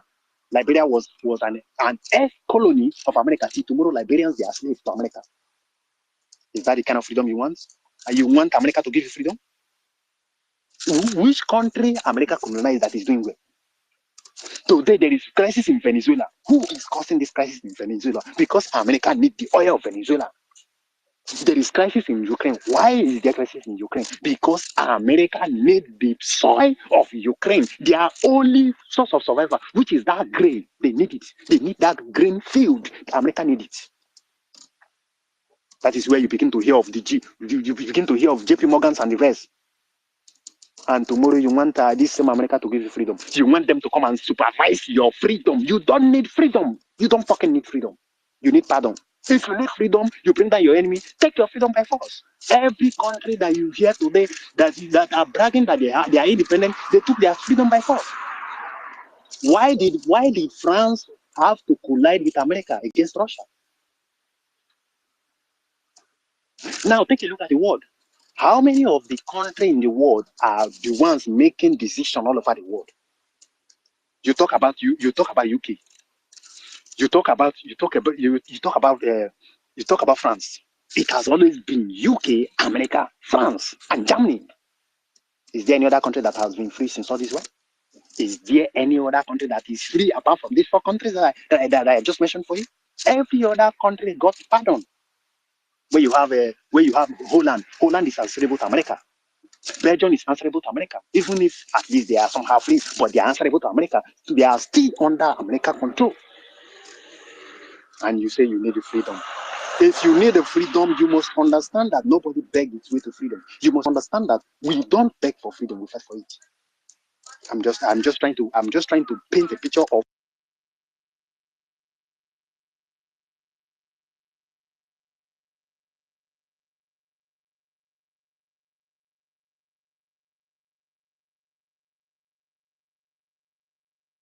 Since your network I'm has just trying to obstructed you. paint a picture of what it takes to have a freedom. Russia have been fighting war since God knows when, until Russia was deceived by America that we are now entering into agreement. We want the world to be at peace, and they blew off their nuclear weapons. The moment Russia blew up its nuclear weapon, America became the world power. Russia have to tolerate all these things all their life until they were able to emerge again and begin to build their weapon. Today, Russia has not been destroyed because they understand that if you need freedom, you have to fight for it. Today, Russia have not been destroyed because they understand that if you want to stand as a people, you have to push all your money into weapons. Russia is not negotiating with anybody for freedom. They understand what freedom is all about. If we need freedom, that we really need freedom, that we are saying that we need something different from what we have in Africa, then you don't need international communities. Because the same people you are calling are the people who want you dead. The same people you are hoping that you want them to come to your aid are the same people who don't like you. This is the reason why you look at an African man that will tell you that he's educated, but if he start talking, he start saying nonsense. How can you say you are educated, you go to school, you are intellectual, but you don't understand that the same UN that you are calling to come to your aid? You talk about UN, you talk about France. You talk about UN, you talk about Italy. You talk about UN, you talk about America. You talk about UN, you talk about UK. How can you fight UK? And China. How can and you China, fight UK? they call themselves. How can you fight UK when you have all these countries that are all part of UN? And these countries I mentioned, including Germany, are the chief of UN. So how do you think now you can fight UK? You want to fight UK and you want America to come and assist you? Then you must be stupid. You are really, really stupid. The same, okay, you want to fight UK. You want to fight UK. You want other European countries to come and assist you. Is your brain working? How do you expect them to come and assist you when they are all in one accord with America? And America and UK, they are 5 and 6. America and UK, France, America, UK, France, Germany. These are the head of UN. These are you talk about European Union, they are the head. Yes, they are the head of European Union. You want to talk about African Union, they are still the chairman and the organ. If you need freedom, my friend, go and get weapon and bomb your enemy out. This is what I have to say. Thank you. Thank you so much, brother. This is what we are saying here today. Out of 195 countries of the world, then 193 are members of United Nations. 2 are observing country. Out of that 193 that are members of United Nations, 5 people claim to be permanent members of United Nations, the Security Council, and those are the France, UK, America, China, and the what's it called again? Russia, permanent ones. Then so when you do 193 minus 5, so the other ones are useless entities. They are there for servant. Igbo. This remind me of what Onyendu said in one of his broadcasts when Trump tried to interfere in the issue of Biafra. He wrote to the United Kingdom about the case. He asked them, I told him, wait, give us 8 years, because they were sitting from the Europe 8 years, so that they will now recuperate, get themselves back again, suck what is remaining, but no longer this time around. We will, like Israel did to Britain, we will blow you people away from Biafra land. That is the only language you guys understand. The language of force. Troy. We will blow you guys off from Biafra land. If you get me. Ife Game. So we are not waiting for you people to come and write paper independence for us that you will have 80 to 60% of our natural resources, and decision will be made first before we pass through you. Before, in fact, you'll be deciding for us. Not these people, not this generation of Biafrans, not even the past generation of Biafrans. You guys all know that we are strong-headed. We are very thick in the head. When it comes to our right, we are very thick in the head. You can't take us for a ride. You have been running away in giving us freedom. We were free before you came. We were free before you came. So we are going back to who we are and to where we were before. So not that we have not been free. We were free before you came. We are not like other countries or other part of the world that weren't free. We were free. We were doing fine, absolutely well. We were very much civilized. We had growth. We were industrious. We were engineers, doctors, and every other thing. I am an able doctor. I will dibia.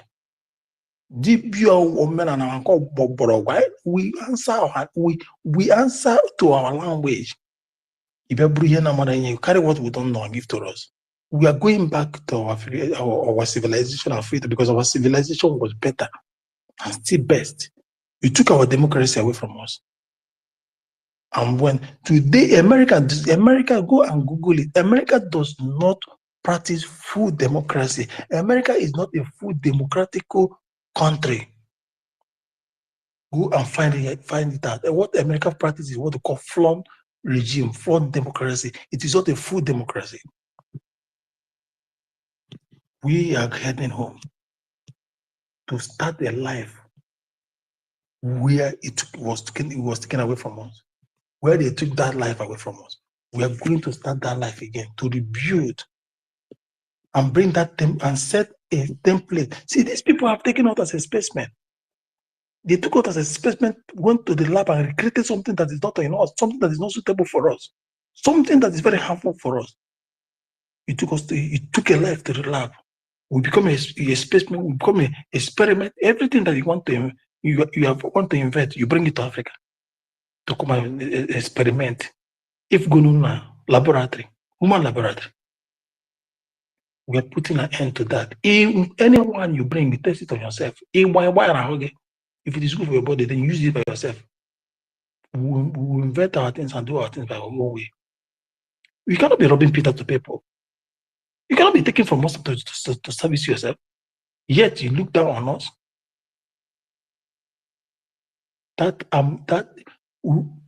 Every plant will build that ammunition. What you call again? We build those plants in our land to defend ourselves. Many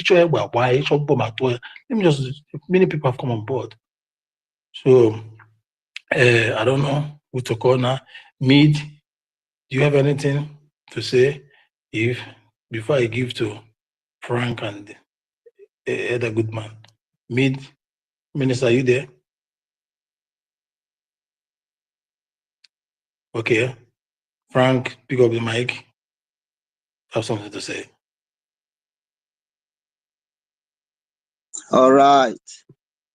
Great Biafrans, lovers of truth all over the world. I have been listening. I'll just pick up the mic to appreciate everyone here on the stage. You guys are amazing. We are all doing a great job.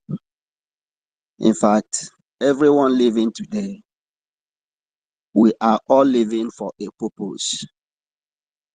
That you are saved today, that you survived Nigeria till this hour, you are saved for a purpose like this.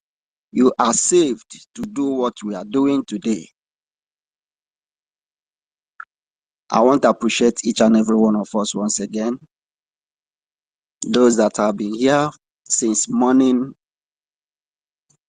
till this minute. It's not easy. Our host, Dr. David Nana, a wonderful host you are. I appreciate you, brother. Brian Williams, thank you. MID, Bridge, Eda Gadaman. We have a whole lot of us here. All the ministers here present. Can see my brother, Mr. Snow.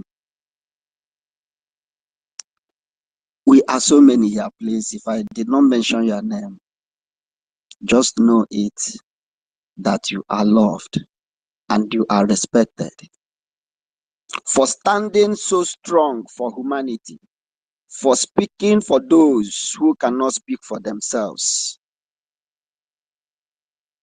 History will remember us all. I appreciate you, brothers and sisters. You are indeed the real distinguished ladies and gentlemen, not those criminals in Abuja that address themselves as distinguished. I don't even know if they know what is distinguished person. A criminal regarding himself as it with what they display in their house of assembly. Let me permit myself. You know, I always like asking questions. Pardon my manner. What is the meaning of distinguished? Yeah, welcome, sir. Distinguished. What is the meaning of distinguished? Distinguished etymologically means somebody that is very, very pure. Somebody that is serving holistically. Holistically means according to the law. Somebody that is exemplary. That is the meaning of distinguished. A criminal, not somebody who jumps from APC to PDP to PDL and to in terms of political bandwagoning. So they are not near to anything distinguished. God bless you, my brother, as you continue. All right, thank you, our professor. In fact, we are great people. We are so brave. We are fearless. Biafrans are great people, and Nigeria know this. They knows it. I want to pinpoint on something. Do you all know that if British did not leave Nigeria in 1960, I want to give them credit now, but I'm going somewhere. Just follow me gently. Do you know that if British did not leave Nigeria in 1960, Nigeria will be more beautiful than it is now? Can anybody doubt this? If our forefathers, namely EKID and co, did not chase these criminals out, get to maybe 80s or 90s, Nigeria will be more beautiful than how it is now. Beautiful by road. By anything, both infrastructure, anything. I'm coming, brother. Just hold on, sir. But these criminals, they deliberately left with anger. And what they told their puppets, come and rule yourselves and let's see. Come and beautify your country, let's see. Come and make life easy for your citizens, let us see, since you don't want us to remain. That is why you see Nigeria is going down from that 1960 till this minute. And people are still fighting to make Nigeria great.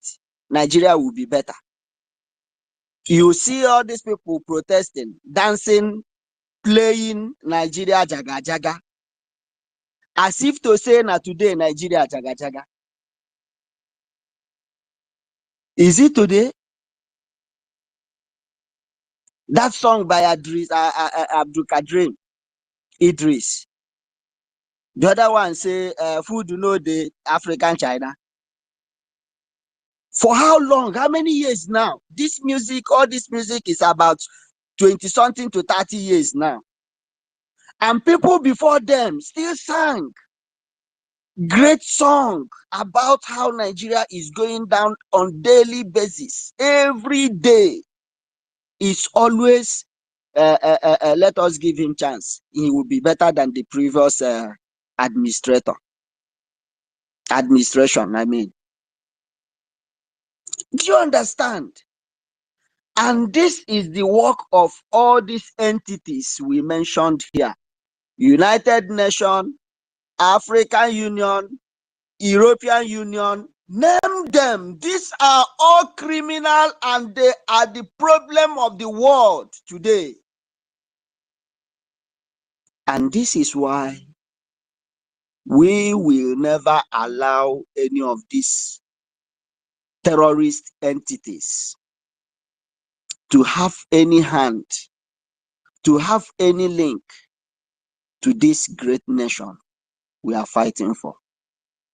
Because they will deliberately implement a kind of policy that will make us remain where we are or make us regret. But freedom is ultimate. But if we allow this, although I know and I strongly believe in our government, we have sophisticated men and women whom have seen what the freedom is all about and knows the quality of a nation we want to build. With these criminal and bandit entities, we will not attain our greatness. I just say I should just chip this in. I believe in our government. I trust the leadership of this government. And I strongly believe that we will have no deal with these people. We will fight Nigeria, fight Britain. British is collapsing on daily basis. Out of their greediness, they excluded themselves from European Union. Today, look at what is playing out there because of their evil. And the same will happen to Nigeria and happen to all the friends of Nigeria. I want to appreciate each and every one of us. Once again, let us keep this fire burning. And what we are doing is the right thing. Thank you. No problem. Thank you, brother. I hit my mind. Thank you, Frank. Yeah, but there's something, see, if British were to stay till now, our case will be like that of South Africa.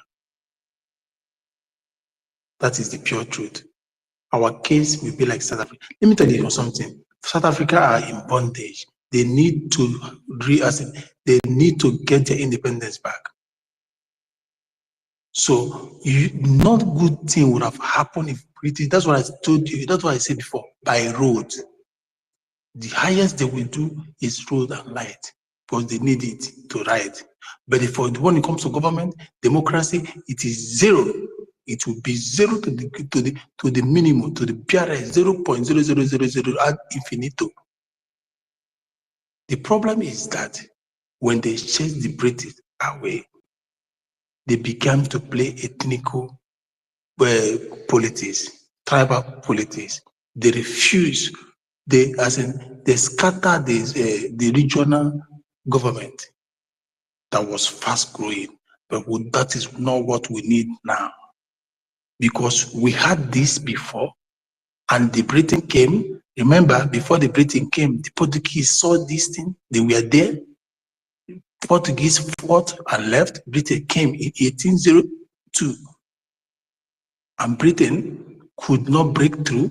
Britain came through trading. When they could not break through, they came through trading, trying to sign a treaty with us.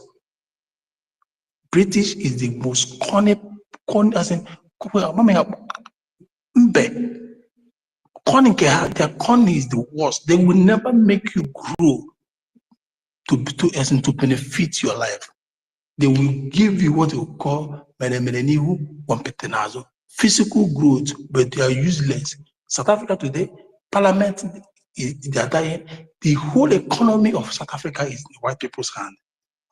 That is why South Africa are the most useless entities when it comes to the brown race. Let me use the general word.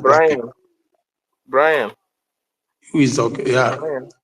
David. Good evening. Thank you. Thank you so much. Please, if you can end in the top of the hour, I have an emergency, please. Go ahead. The top of the hour, we can end. Thank you.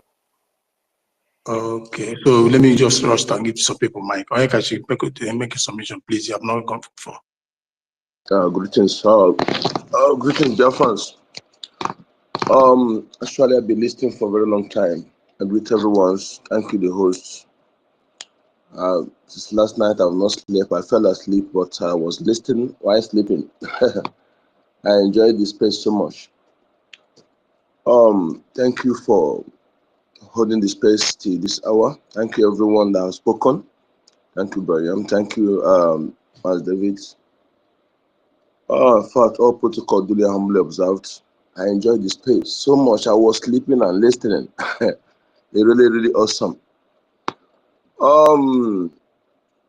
You see, in this freedom we are fighting, we're not fighting it with clear eyes. With clear eyes, and anybody who is in this freedom for something else, not what we are fighting for, to stay aside, because some of us are very, very angry. I don't know the kind of angry the person means, because of what we have been through and what we see our people going through at the various places we are. Where I am now, when I look and see what our people are going through, especially our women, you will see small girls. You will see the one that when you see them, I don't know what will move you as a man to that kind of person, and you see them on the streets. People are bringing them. You see them. You see that no solution to that situation if not Biafra. You talk, you can nothing you can talk to stop. No solution. There's no government, nothing will bring solution to that. Will bring into that particular narrative, that particular thing, attitude, that particular way of life, that particular evil that people are doing against the fellow human. Only Biafra will put an end to it. That is why we need to put every effort. And anybody having a different agenda should stay aside, because we cannot only eat you, and not only eat you, I will plug your eyes and swallow it. I will swallow your scrotum. All these things we're saying, like what's it? Britain is beyond, I don't know how, that is why they would be destroyed. And I'm telling people, which country again in this world are the answering kingdom that are not Islam? What you see happening in the Buckingham Palace is that they are already in agreement with those things. They know what is happening. Only just the people that other people are not aware. They are evil, and their evil will come out with them. It's a question of time. It's a matter of time. And we need to be ruthless against these people. We need to be ruthless. We need to be. What is there about life again? We have seen that. It's our freedom. We are not fighting it to be like South Africa or to be like any other person. Someone spoke before, no country in Africa is freedom. I remember the agreement, when I read the agreement Ghana signed with US. I said, why? What we warrant this kind of agreement that the US soldiers will enter Ghana, no checking, nobody will check them in airports to that particular base, nobody will check them. As they are going, nobody will check them. Even the Ghanaian president have no right to enter their base. I said, what kind of agreement? What is the meaning of this? What's the meaning of this? The military no need passports. Even their own power self is more than that. The diplomats, all they need to enter is only military ID card. When you read all these things, even the people that claim that, I was thinking that Ghana that time, so I never know that they are still puppets as well. So my people, this freedom we are fighting for,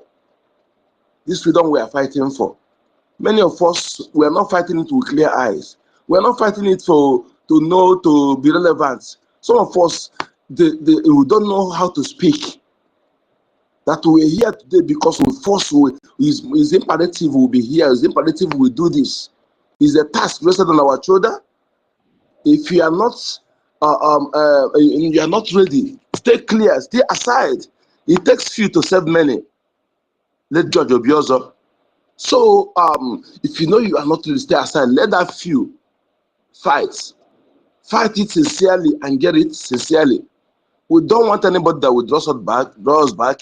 We don't want anybody that will give us, we don't need flag independence. We need complete in total, absolute independence to where we were before these imperialists, these evil entities came into our space.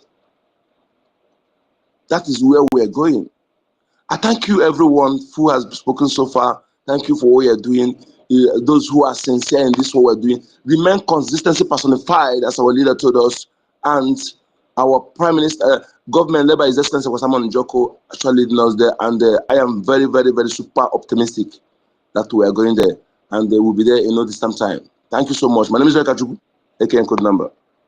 Thank you. What we need is a country who will have absolute control of our everything. When I mean everything, including the ant on the ground, decision taking us, everything us, economy us, not like South Africa, that the economy is in the hands of the white men. Media, please unmute yourself and give us your word, sir. Yeah, well done, brothers and sisters. Much love to you, the anchors of the program, the host and the co-host. These are the people that make things to happen in the spirit of positive megalomania. Biafran people, we are 110% ready to make Biafra to be that #1 in Africa. Because what is written in the paper is what that governs the whole world. After God is government. But people supposed to be participate in government. People supposed to have their own government. I said, as I reiterate, after God, the nature, Almighty, is government. If anybody doubt what I'm saying, he could debunk what I'm saying. But I said, after God is God, today, Biafran people happily have their government in exile and in homeland. You know, the speaker before this particular person, maybe second to the last speaker, was trying to buttress something concerning the secrecy of the British people during 1960. The secrecy was that they were not willing to allow our people to go. They were not willing. It is written there in the history. Maybe in the secret book, they were not willing to allow Nigeria to be independent. They were forced, F-O-R-C-E-D. They were forced to leave Nigeria. When I say they were forced, it means the colonialists were being forced.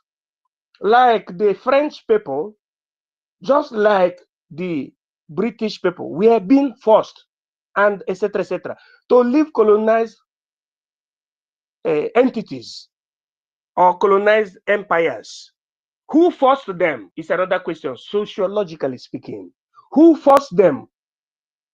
Were the prospectant government of America, United States of America, forced the colonizers to leave the colonized territory. That is what the history said.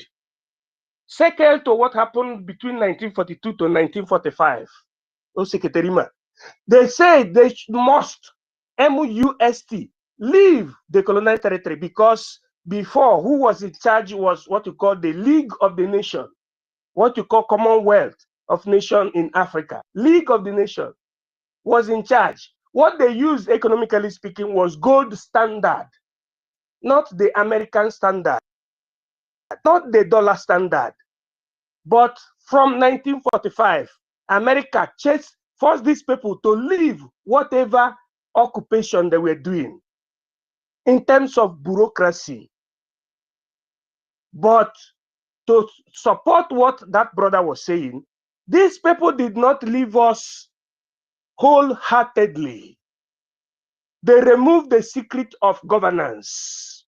That is the reason why they handed over the instrument of the command of governance, which is the military, what we call the gendarmerie. They removed it from the people that went to school. People that went to school were the Southerners. Then they gave the gendarmerie commando, when they say the commando, to the Fulani hegemony or the Fulani oligarchy.